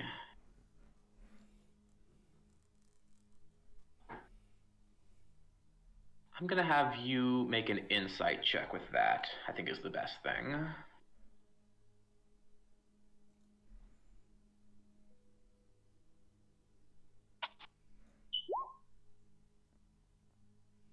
Oh. So you reach down, feel for that connection to the void, and try and listen or feel for any kind of resonance there.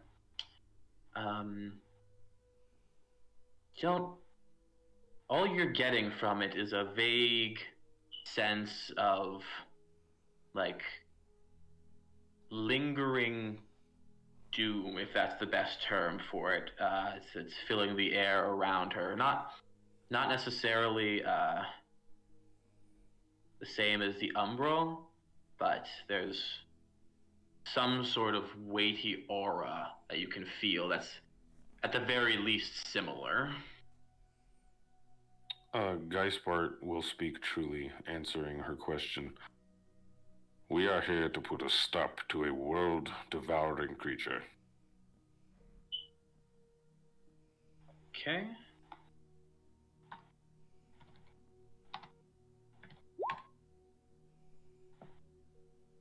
Right. She turns to Lumos. Oh God. Yes. Answer. I'm doing what they're doing. We're trying to get rid of this world eater thing.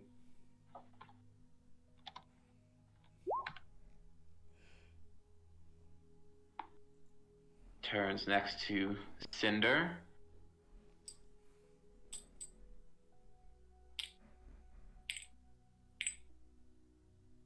I mean, we're trying to get rid of a world-eating devourer who causes major pain and problems. I don't understand. We're all gonna say the same thing.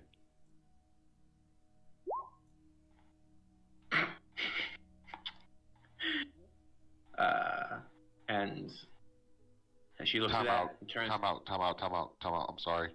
Did you just get 3 9s in a row? I did just roll 3 9s in a row, yes. And we all said the same thing. She'll turn to Batu and say, and do you too have the same words to speak? The others are good with words. Batu is good with swords. So when Batu needs to use his swords, let me know.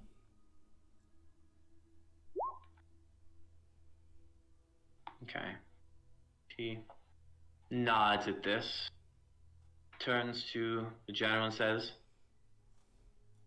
they will too. And he nods and says, very well then.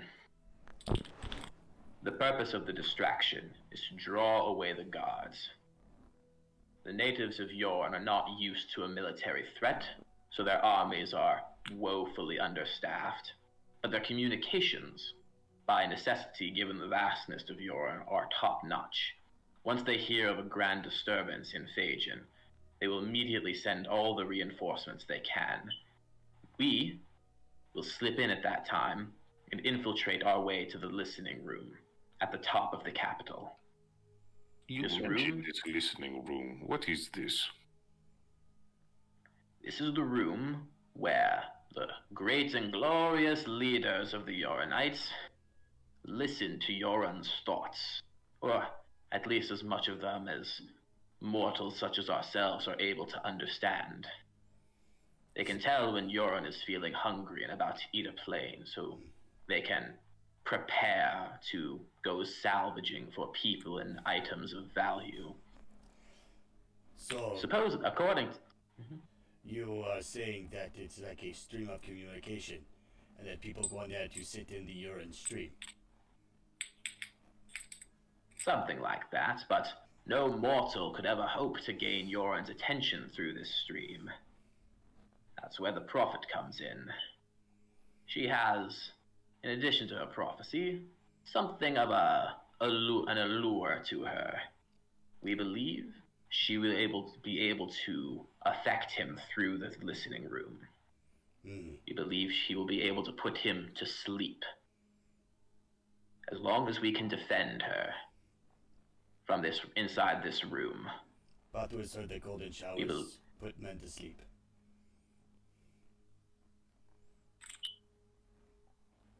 What? Just the R. Kelly reference. Oh boy. Oh, that was great. To that end, you four shall accompany myself, my first in command, what did I name him? My first in command, Mong, and Kiara here, the prophet, as well as our most elite guards. The rest shall screen out and make sure no lingering people are able to disturb her while she does her work. You understand? Yes, totally. Very well then. We must protect. The distract. So we protect her, so she can go and sit in the room and receive a golden shower. He looks askance at you. If that is how you... I saw his pants again. Oh look, more golden shower. you.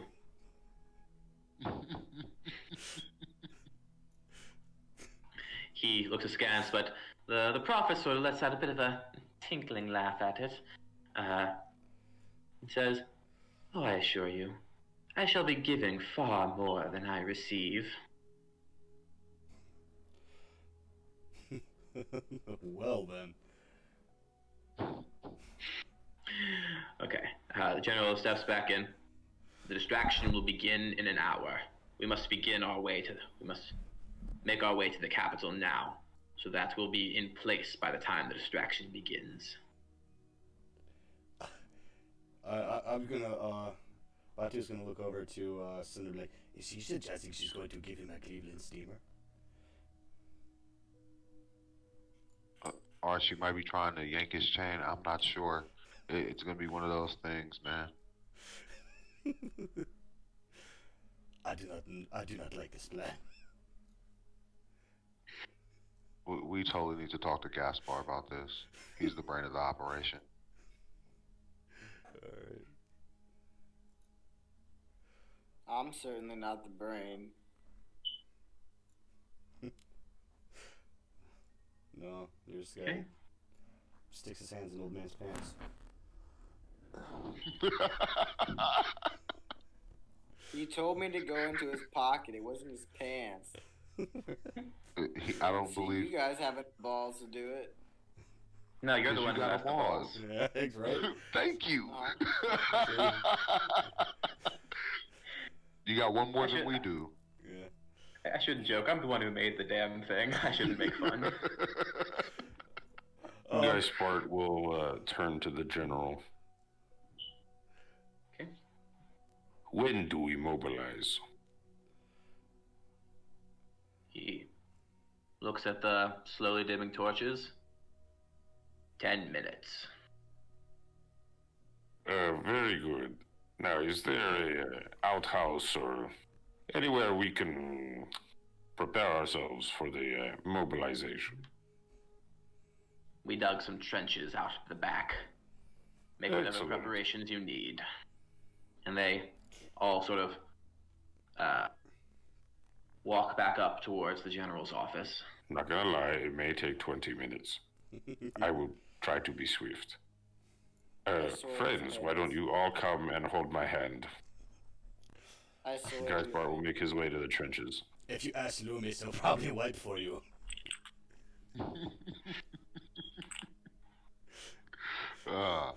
Yes, let's make our way there. Alright. So this plan, right?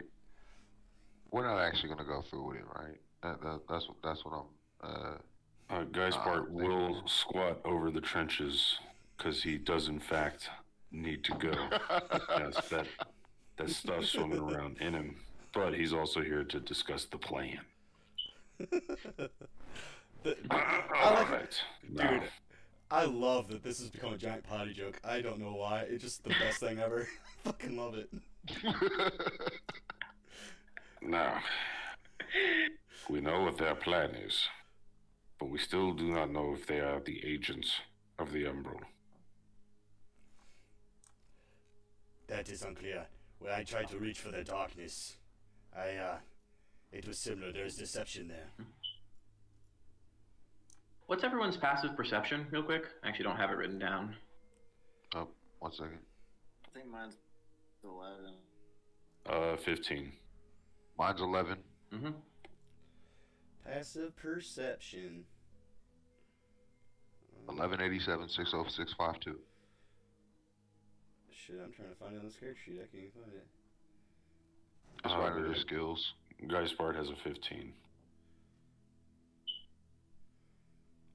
What's the formula for passive perception? Because I can't find it for whatever reason. Oh, it's it's just 16. it's 10 plus your yeah, profession. It should just be in the character sheet. Yeah, it's 16. I had Yeah, window it's- because I have 3 different windows of crap pulled up. Okay. But it's 16. You said 16? Yep. Okay, cool. Just making note. Okay. Let's continue. Well, we should, if possible, try to determine whether or not she is acting for the Umbral.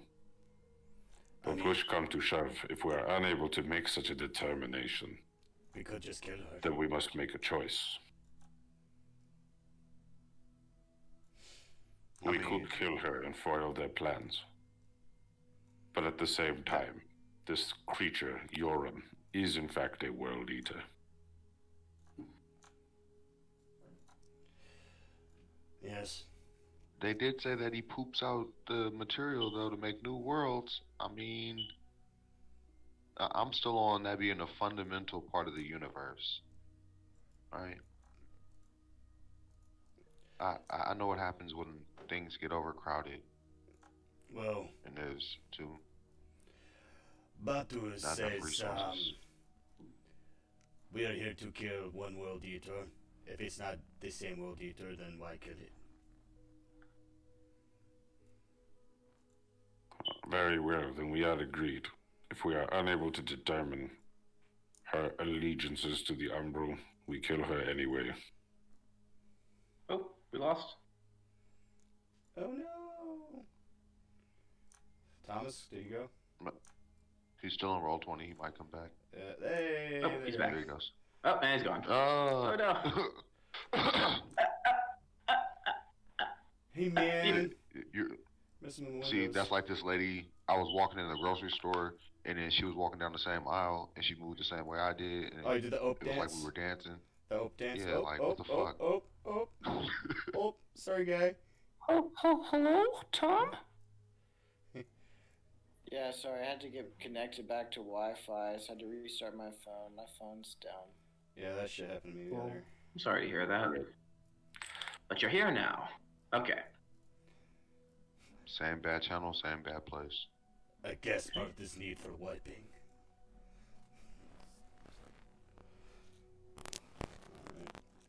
There is no time to wipe. Please wipe.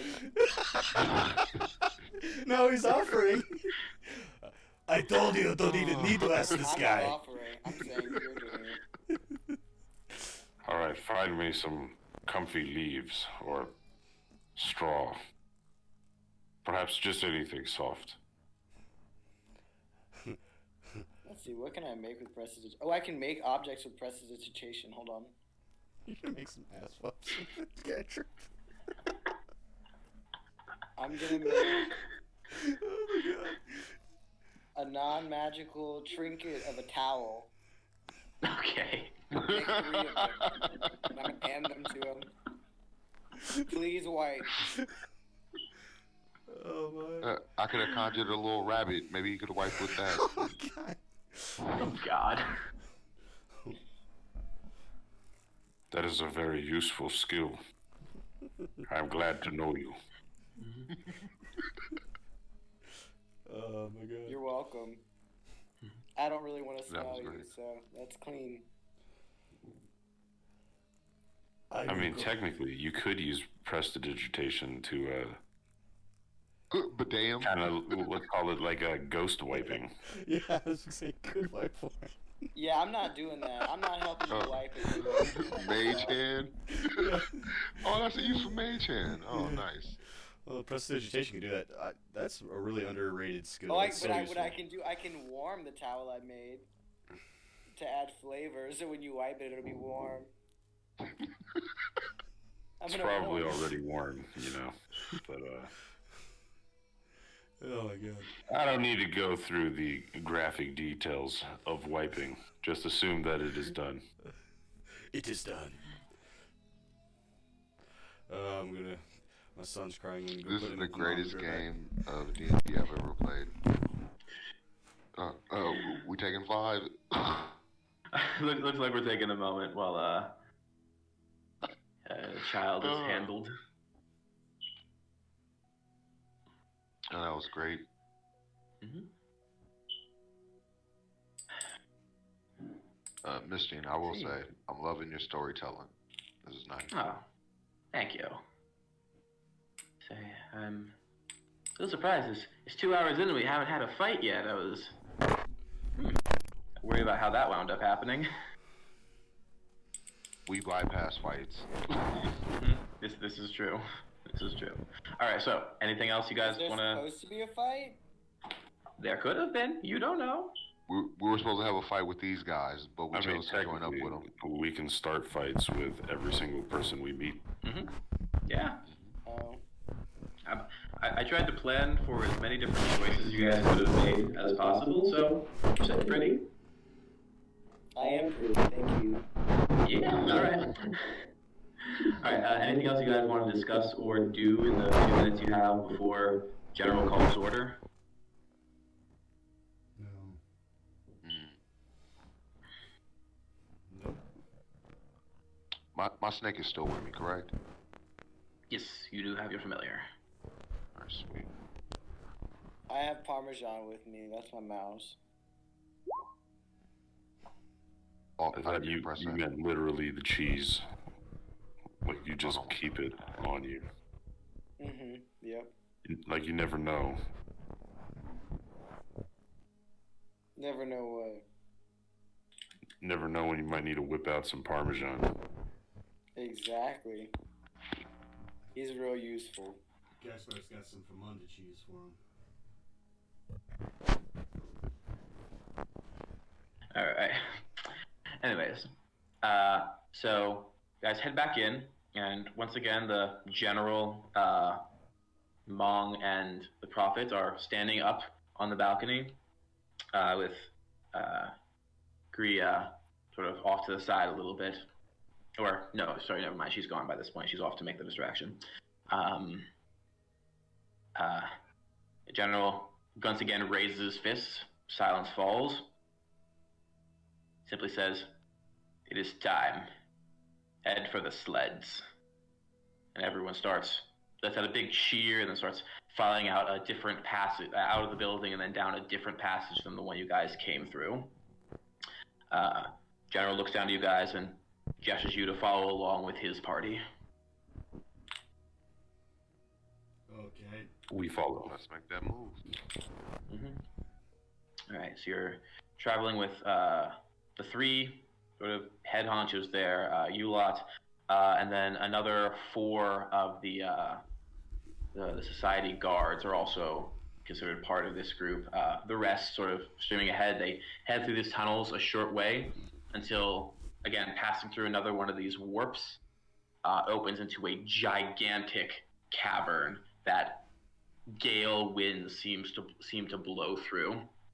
The general says, "This is our side analogy for Yoren's lungs. We'll be taking sleds down the side as a shortcut to the capital." He gestures towards a series of about 20 large, looks like sliders or sleds that are set along the edge of the pathway up here, heading down, that looks set to go down the slope incredibly quickly through this cavern. It says, "Hop on." This is exciting. It reminds me of when we were younger, we would sled down on our shields. Okay. Each sled is big enough for about, what was it? So each one is big enough for about 6 people.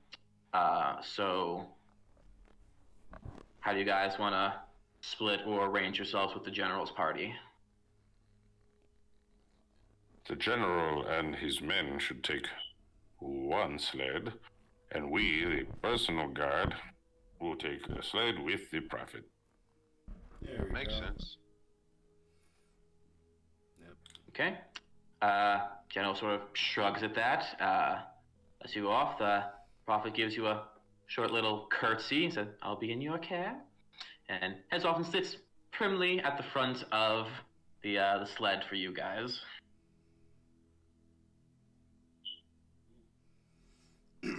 Right. Yeah, we get in. With that, the general in the lead pushes off and down the slope, almost instantly accelerating to ludicrous speeds. Geispar is gonna look over to Batu and kind of give the signal. You done a signal. All right, Batu pulls out his sword and I guess kills the oracle. Oh shit. Okay. What? You just killed the prophet? Yeah. Oh boy. Okay. Let's see. Murder. Yeah. So for this Oh, eventuality. Hold on, Oh, one second, mhm. one second.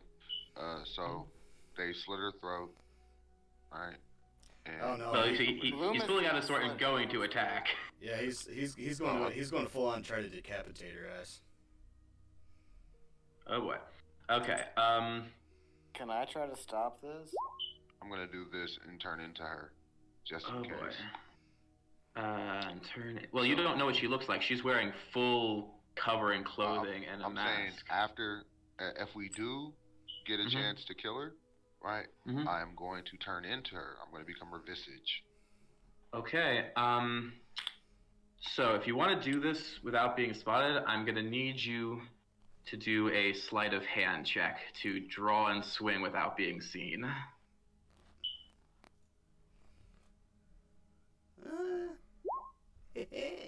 Oh, jeez. Okay, then. So, yeah, Nice. Oh. Wow, okay. So, yeah, this is going to be an attack on effectively an incapacitated target, so you will get advantage on it. This will be treated as a surprise round, and then we'll roll initiative. Hey! All right, take that attack roll. Batu is going for the nape of the neck to sever her head. Let's see. And I guess for this, I'm gonna wind up using the. But I need to clear this off.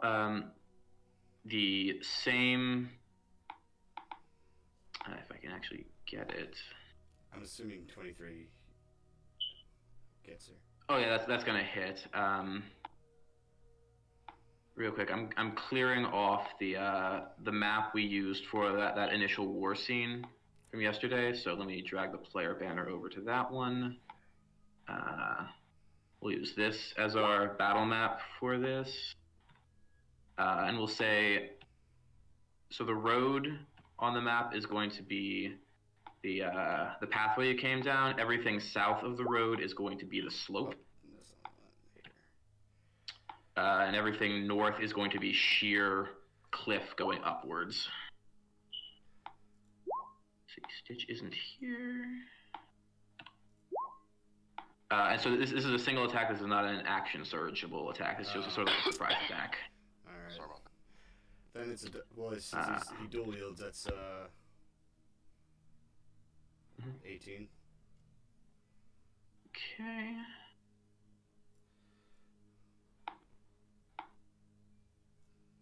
Sure. Yeah. So we'll start off with 18 damage on her. Let's get everyone set up on here. Have Kiara is going to be at the front of your little group there. And yeah, everyone else is pretty much gone at this point, so it's just you and her. Wow.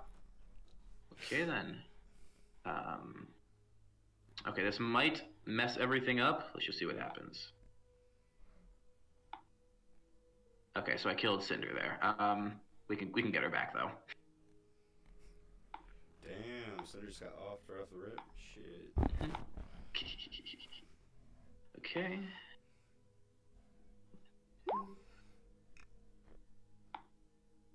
You didn't move the map yet, did you? So I put the player banner on it since I can't directly control which screen you guys are seeing if you're GMs. Right. So if you go to the page, it's the one with the player banner. Okay, I was just asking. I wasn't sure. Yeah. Alrighty. Let's get all the characters out here. So I'm rolling for initiative.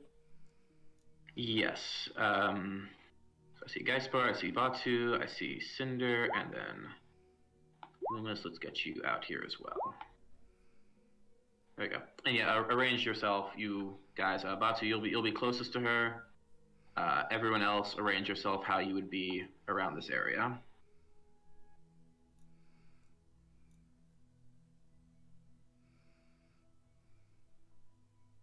I'm confused. You wanted to send the result of this roll to the turn tracker, but no valid token was selected. You're in there. You got a 13. It's in there. Yeah, you gotta It says I got a 19. when you roll initiative, you gotta click on your token, then roll it. Oh, I see what you're saying. Okay, let me. Yeah, I'm gonna. There. Okay, yeah, you are. Cool. Okay then. Cool. So. Should I roll again? No, you're fine. No, you're fine. You got it there. Okay, let's go ahead and set this to, you did 18 to her, so that'll be set to that. Okay. All right, so as you take a big old double slash at her, you cut completely through her coat into her back.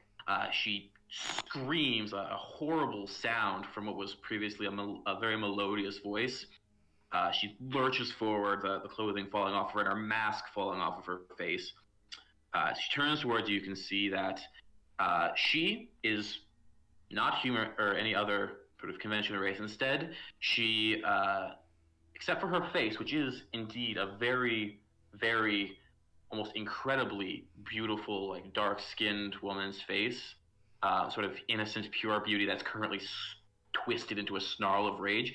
But the rest of her is covered in sort of iridescent green feathers. Her arms are taloned wings, and her feet are also like hooked talons like a bird. You take those slashes, you draw blood from her. She turns back to you screaming, and you can see almost instantly that iridescent green shoot to a more sickly color as black starts to overtake it. And indeed, you see black overtake her eyes, much as you've seen before by people consumed by Umbra's void. She lets out a high-shrieked, appeased hiss and says, "Couldn't just leave it for a few more hours, could you?" And with that... You should be happy you are not dead. I was trying to kill you.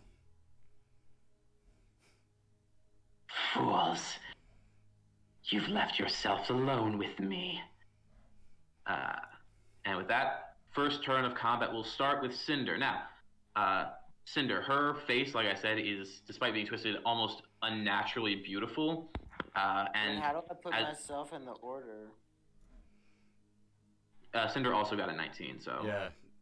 I know it doesn't matter, but I'm just saying, like, how do I put myself on the thing? You are. You are there. You're in it. You're right under Cinder. You're in the turn order. It's not showing on my screen. I think tiebreaker is Dex, so I think Cinder got the tiebreaker, and that's why you're second in order. Mm-hmm.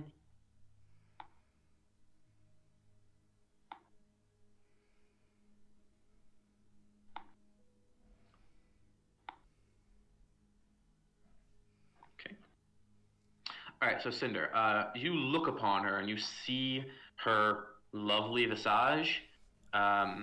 You can feel yourself being struck dumb by the sight. I need you to make a wisdom saving throw.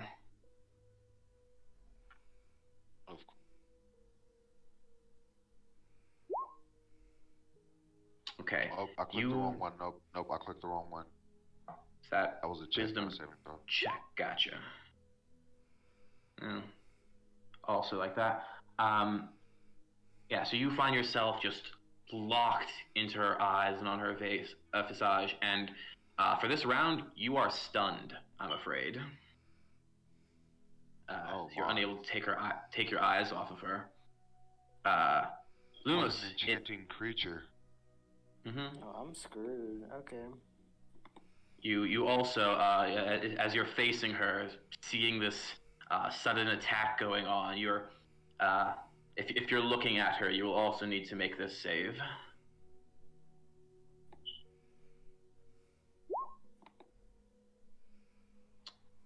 You too, being a connoisseur of beauty that you are, find yourself struck dumb by the sight of her. And Batu, the person who struck at her and initiated this, are you also looking at her? Well, I tried to cut her head off. I don't know. Yep. Assuming. Yeah, I mean, in this first instance, certainly. I think, save. Stunned. The whole party, it seems. Geistbart?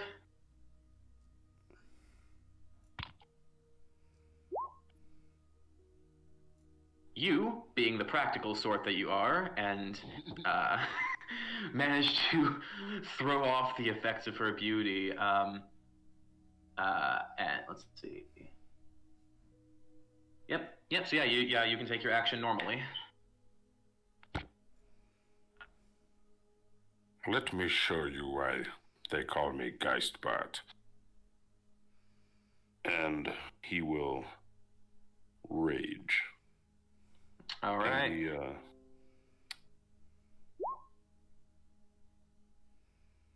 his muscles swell, his skin hardens, and this sort of ethereal bear roars and dives into him. And he lifts his great axe and brings it down recklessly. Sure. Now, I will say this. As you're doing so, that sort of step out of time that you've been experiencing, I stopped talking about it, but it's still been going on this whole time. As you enter your rage and sort of feel this power flooding through you, you can feel it as your body jolts around, starting to very quickly vanish, this rage and this power. You can feel that in just a few moments, you'll feel like you're almost been reset back to your prior state. So in game terms, your rage right now will only last for this single round before it needs to be re-upped. That sucks. Okie dokie. But anyways, reckless attacks. Correct. Mm-hmm.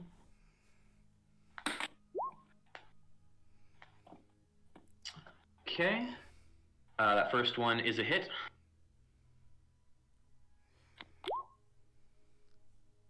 Grab a diver shit. For Right. 10 slashing damage. Sure thing. As you step forward and swing and cut through some of the flesh and feathers on one of her arms.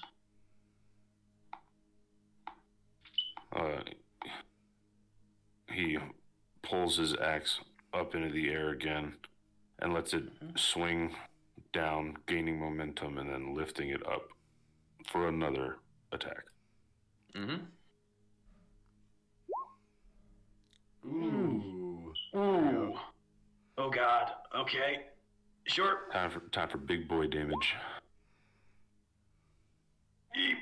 Okay. So that's 22 more.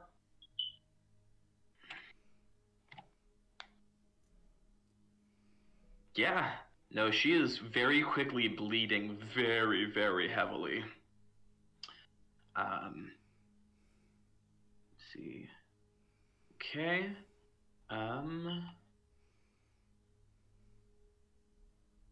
Yeah. Okay, is that all from you? That is the end of my turn.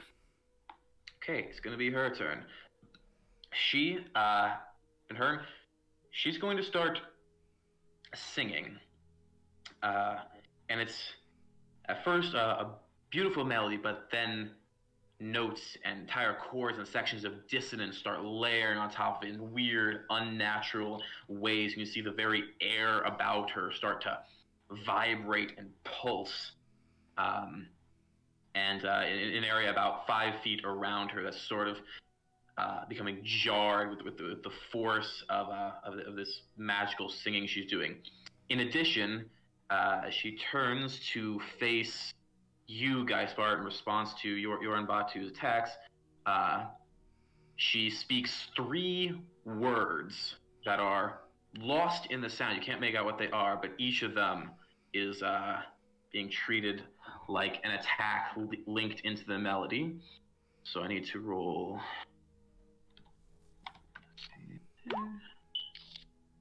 Okay. So no, it's not like that. Okay. So she would be firing the first one at Batu and the second 2 at Geistbart. So let's see. Batu, I'm going to start you off. The first one is sort of like a shocking wave that jars you, and you feel your muscles start to lock up, even as you still remain stunned. I need you to make a Constitution saving throw.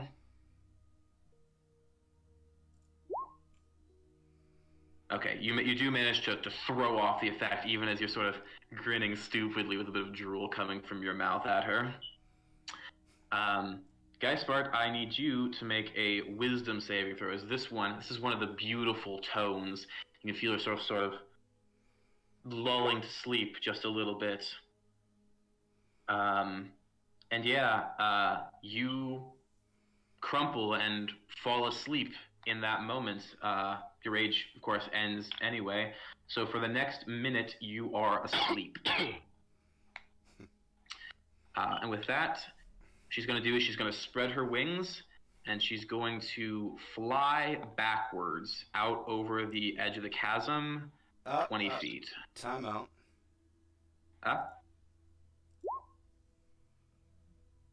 You, sir, are stunned. Motherfucker.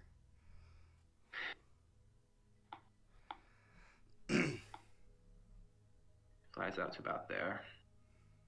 Okay, and that will end her turn. Comes back to Cinder. Cinder, you can feel the effect sort of wearing off. Now you have the option, if you want to. You can avert your gaze from Kiara the Prophet, or you can keep looking at her. If you avert your gaze, though, she's basically going to be treated as invisible to you for the round, and any attacks you make will have disadvantage. Would I be able to throw up, here we go, the magical darkness? Magical dark. Yeah, you absolutely could, and you could do that without needing to look at her. So you could avert your eyes and then cast darkness if you like. Yes, I'm going to avert my eyes and cast darkness over her. She's She's hovering over the ground, right? She's hovering over the chasm. Like the edge of this road is the lip of the chasm that she was at, like preparing to go down the sled. She is now hovering out over the map. No, I got you. No, she's hovering out over the edge. Okay.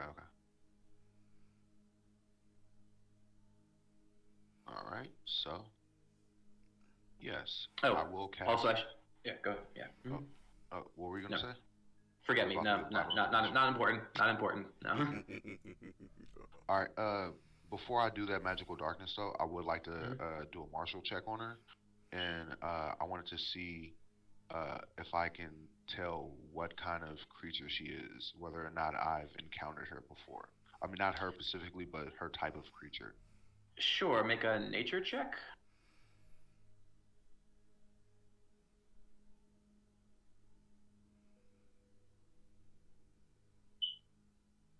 Nature.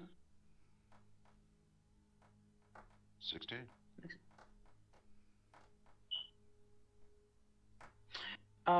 Yeah, so I don't think you would have encountered yourself, but there are plenty of stories of creatures like her, often called sirens or harpies, who are known for luring folks out either at sea or with their songs and beauty.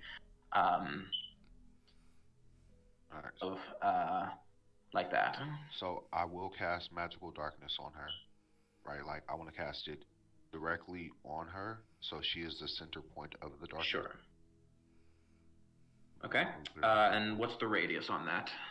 Let me check for you. I think it's 30, 20 or 30, I think. Look at you with your encyclopedic knowledge. It's 60 feet. Oh, yeah, there you go. 60-foot radius? It says range 60 feet. 15-foot radius. Yeah, so yeah. So 15-foot radius. Okay. Apologies. Well, that's 60 30 okay, feet across. Yeah, So, that's what I said. Yeah, no, it is. It definitely is. So that's going to be... I was like, 60 just sounds way too big. Let's see. That's what she's. I mean, With a big black darkness 60 feet across. Okay. I was talking about in diameter. Yeah, about that far. Circumference. I mean, Yeah. sorry, circumference. Yeah, so, and then that is because she flew out 20 feet, so it will not catch any of you in the range. It's a little bit away. It wouldn't matter. Yeah, Anyway. I can see in magical darkness. Yay! Can you see? Nice. So yeah. Is it Jins can see in magical darkness? The kind of djinn I am because of my pact. Oh, that's sweet. Or no, what is it? Here we go. Whether can the rest of us see evocation. into this darkness? You won't need to see her. She's gonna have to come out to try and attack you. You'll be okay. I got you. Yeah. So she is now in this cloud of magical darkness. And that's your turn. Oh no. So I cast the magical darkness upon this creature, and I say to my companions, I believe this creature is either a harpy or a siren. Make sure you keep your eyes averted from her gaze. When you attack, make sure it's either at range, or if you can get up close, make sure you get her so she can't pull away from you.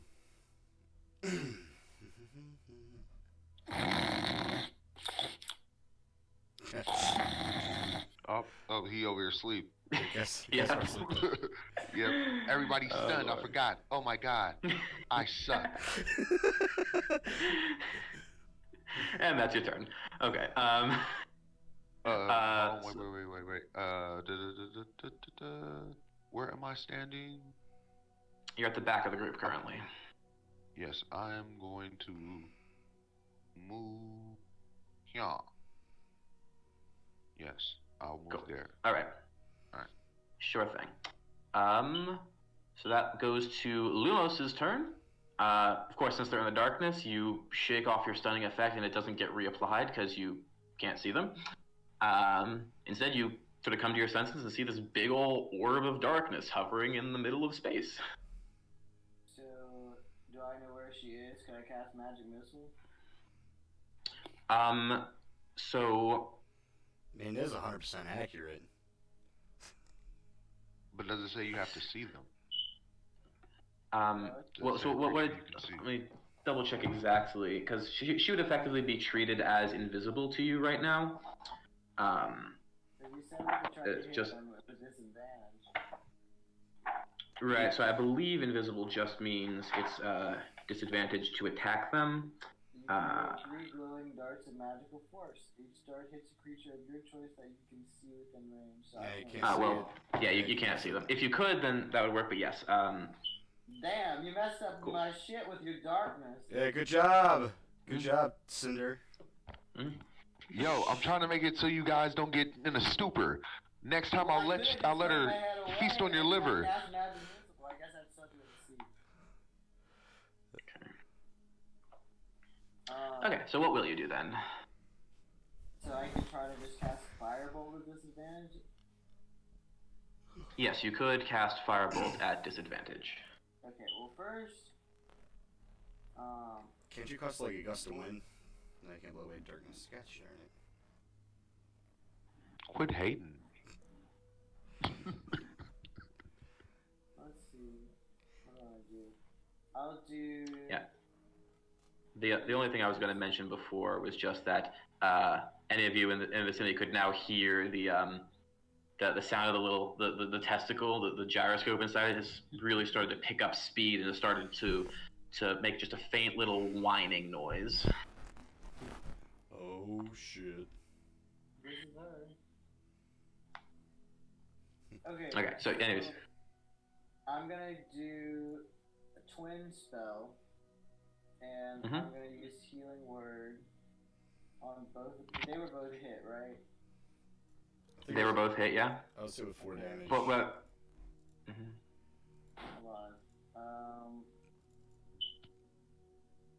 And sure, let's do that. And that's a bonus action. Oh.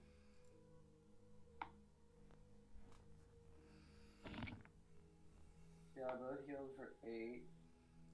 Oh, sorry. When we said hits, they were like hit with the stunning effect. I don't think anyone's taken any damage on your side yet. Oh, okay. Oh, I thought that's what she was rolling for earlier. I thought that Yeah. No. Oh, sorry. No, that was. I'll just say this: the effects that her song causes are from a random table. So I was rolling for which effects were happening. Oh, okay. Oh, I thought they were taking 3d6 damage. That was like shit. Oh no. Sorry. Oh, my bad. Okay, then I don't want to do that. I'm just gonna cast Firebolt.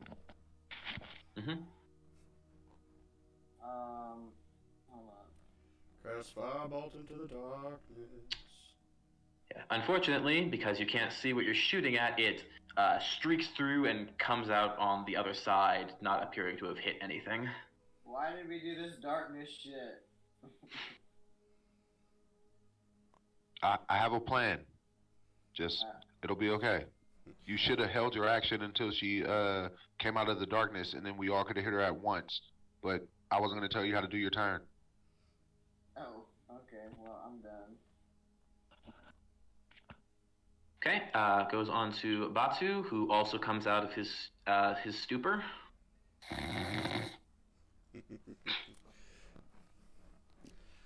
All right. Batu is going to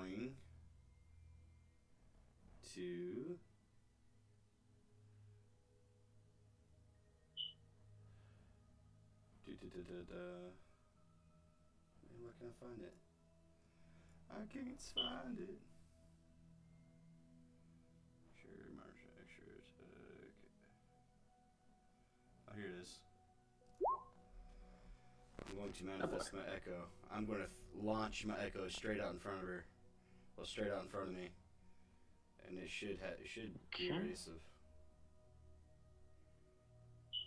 So I'll run. Where's the edge of the thing at? So the edge of the thing is 5 feet in front of you. I didn't know if I drew it very well for that. And so if he's 15 feet in front of you, then it would land 5 feet, with a 5-foot gap in between itself and her. That should be just in range for a melee attack, right? Considering you were right on top of her, then let's see. Let me just check. Due to all conditions.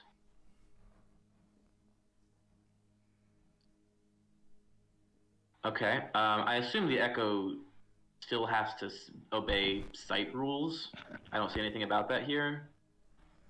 It would still be swinging blind. So yeah. So you can. Let me see.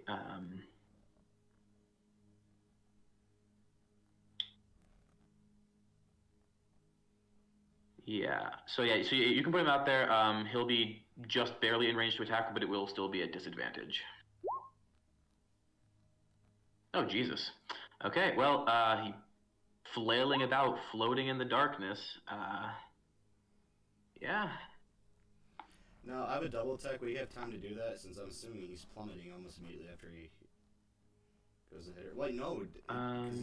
It stays stationary, doesn't it? So it doesn't specify whether it has to be on the ground. Yeah, it does. My assumption here is my assumption based on the theming here is that it does. It's well. My assumption is that it would. Simply like it's a translucent copy of you, not like an actual specter, if that makes sense. So how about this? So he'll get the first attack for sure. How about I'll give him a dex save to make the second attack. All right. Before he falls away. Okay, sure. He can make the second attack. Hooray!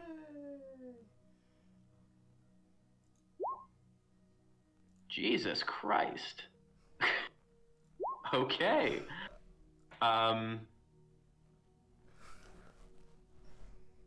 Yeah. So, let's see, what's that? Damn, okay.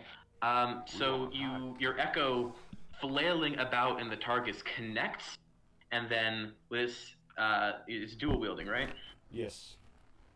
She feels it lodge itself in there, holds it in there, and then uses that position to stab up into where it thinks Kiara is. Feels it connect, and that's actually all her hit points.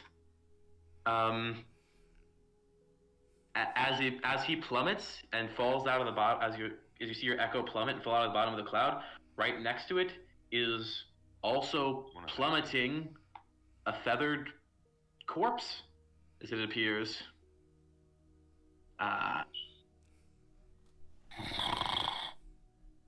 Now, with that said, the moment after it dies, the corpse explodes, but no one's close enough to really get hit by that. Explodes into darkness and force, and as that happens, the gyroscope winds down into silence. Batu knows that the only way to beat everything is to kill it. Kill it dead. You were saying? And now... What was that? What was that, Luminous? You were saying? I didn't say anything.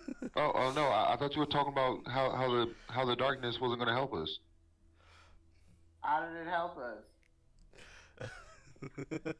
We couldn't see.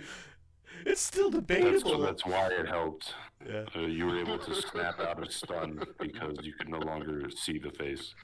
Yeah. I guess.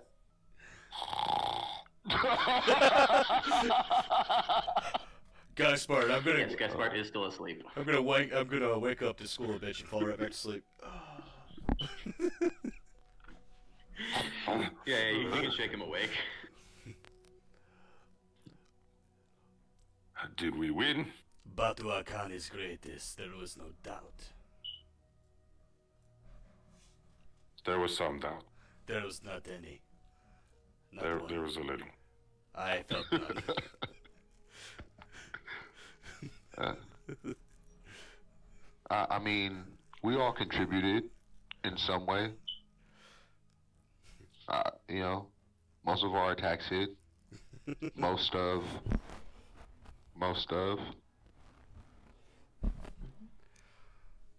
Yeah, I mean, I thought you guys were going to be in trouble once you pretty much all got stunned out the first round, and then she was flying over the chasm where the melee guys couldn't get at her. Up until this guy Suicide launches his clone. Dude, that's exactly why I wanted to be this class, because they can do stupid shit like that. Yeah. Yeah, I mean, since it's over, I don't mind saying, the intended fight for her. Let's see. I'll pull the player banner over to the map I had set up for it.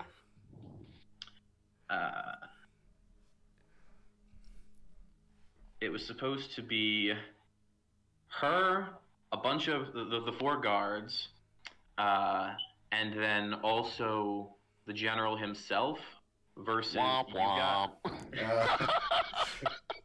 That was great. Some people think they can outsmart Geistbart. The idea was she had sort of wormed her way into their heads, and they would have turned on the rest. But you would have had Mong, the right hand man, on your side as well. And with allies, her status effects would have been a lot more effective. Yeah. Oh man, that was pretty great though. Everybody takes off on the sled. Yeah. Well, you know, there you go, kill her. Don't tell Batu twice. Yeah. Yo. Dang. I I enjoyed was the not entire ready for theme. that. Yeah. The entire theme of Good this job. was great. The potty humor and everything. I loved it. I felt like I was 12. It was great. It was amazing. I know. Great job. Geistbart is a low-key genius. He's been the mastermind. Yes. He is a mastermind, I will say. Yeah. All right, but anyways, you guys now, far in the distance, you can see the rest of the Preservation Society. You can barely make out the figure of the general looking back up towards you from far, far away where he can't reach you or do anything about any of this. You guys are left standing on the ledge overlooking the windy cavern. Anything left Yes. you guys want to do? Batu pulls down his pants and let loose a urine stream of his own into the wind. Of course. Everyone knows you should never piss into the wind. Of course. But you forget, Batu has already pissed his pants twice in this day. I soil his pants again.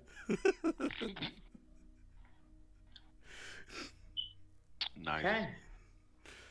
Okay. I just have one question. What do people eat here? Yeah, they really. Sure. So the entire society is pretty much built off of things scavenged from other planes. So they do have some amount of livestock that they've managed to rear. The luminescent fungus that lights up the place, some strains of that are edible. I'm not eating that shit.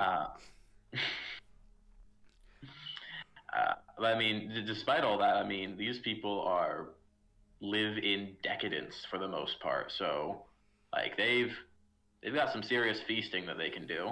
The barrels and boxes and stuff. Where does this gold come from? Like, does the thing produce it? Is this because I got questions about this galactic entity, right? I equated them in my mind to like a Galactus. That's why I was pushing the whole cosmic force thing, right? Because in comic books, Galactus, if you kill him, you get Abraxas, and Abraxas is a thing that wants to devour the entire universe. It's not a preserver or whatever. How Galactus is supposed to kill worlds so new worlds can be born. Simple as that. Yeah. Stop the overpopulation. All the wealth and stuff is accumulated because, like I said, the society kind of tends to scavenge things that make it through Murin's digestion, and it's easier for non-living things to survive inside of there for longer periods of time. So they collect like a lot, and they specifically go out and look for like national treasures and artwork and all these things from other societies to sort of take and make part of themselves. So they have it That's wild. They have it good, better than anybody else, and these assholes want to ruin it for everybody. Kind of, yeah.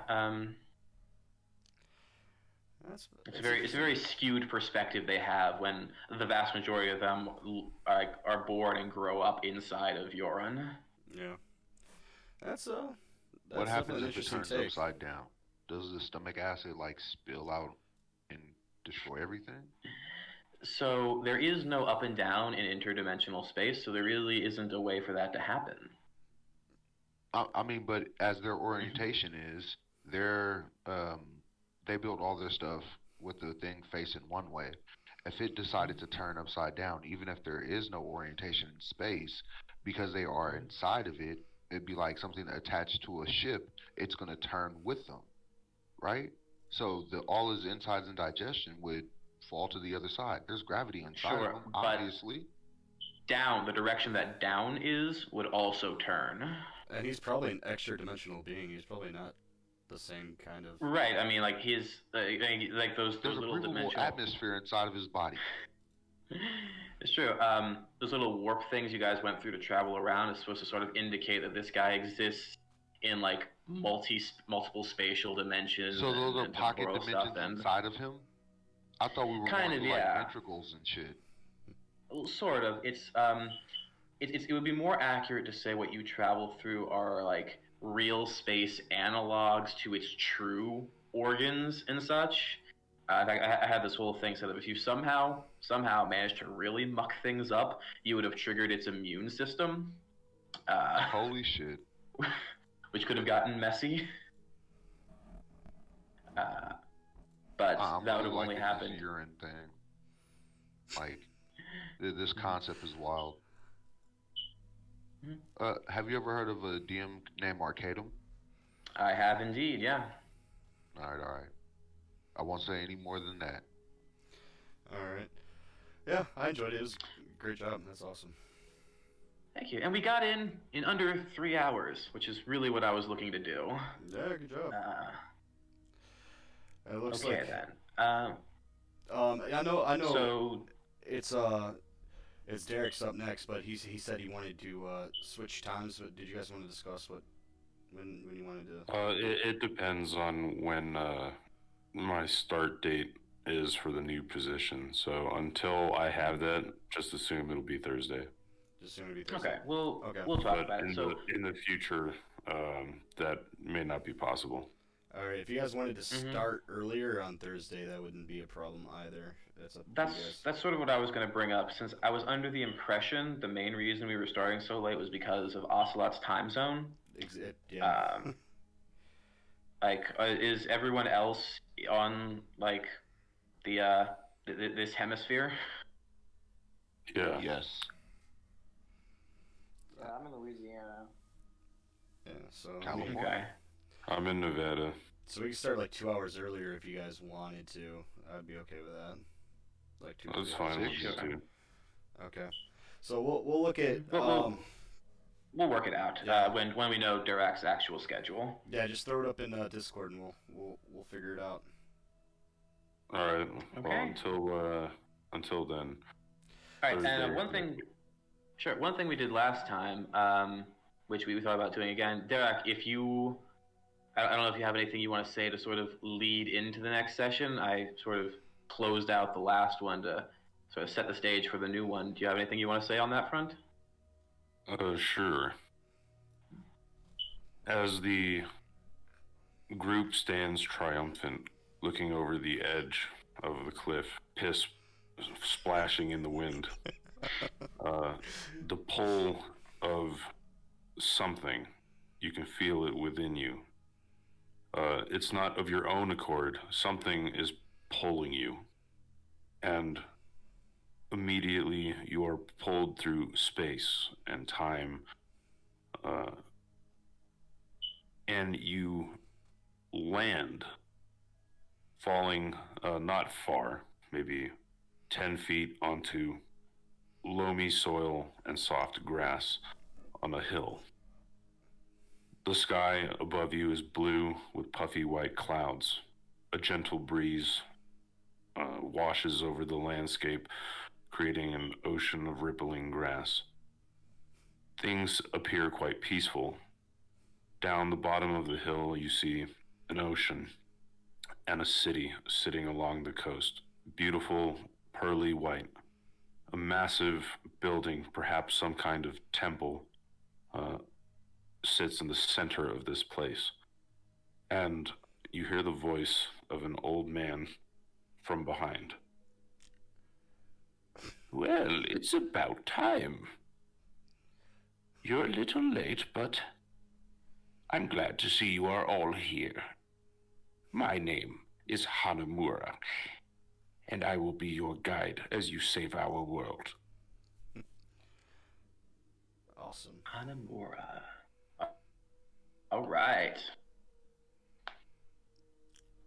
Cool. That was fresh. It was. I like it. All right, I like it. guys. Well, next right. week we'll keep it posted. All right. See you guys All right. Thursday.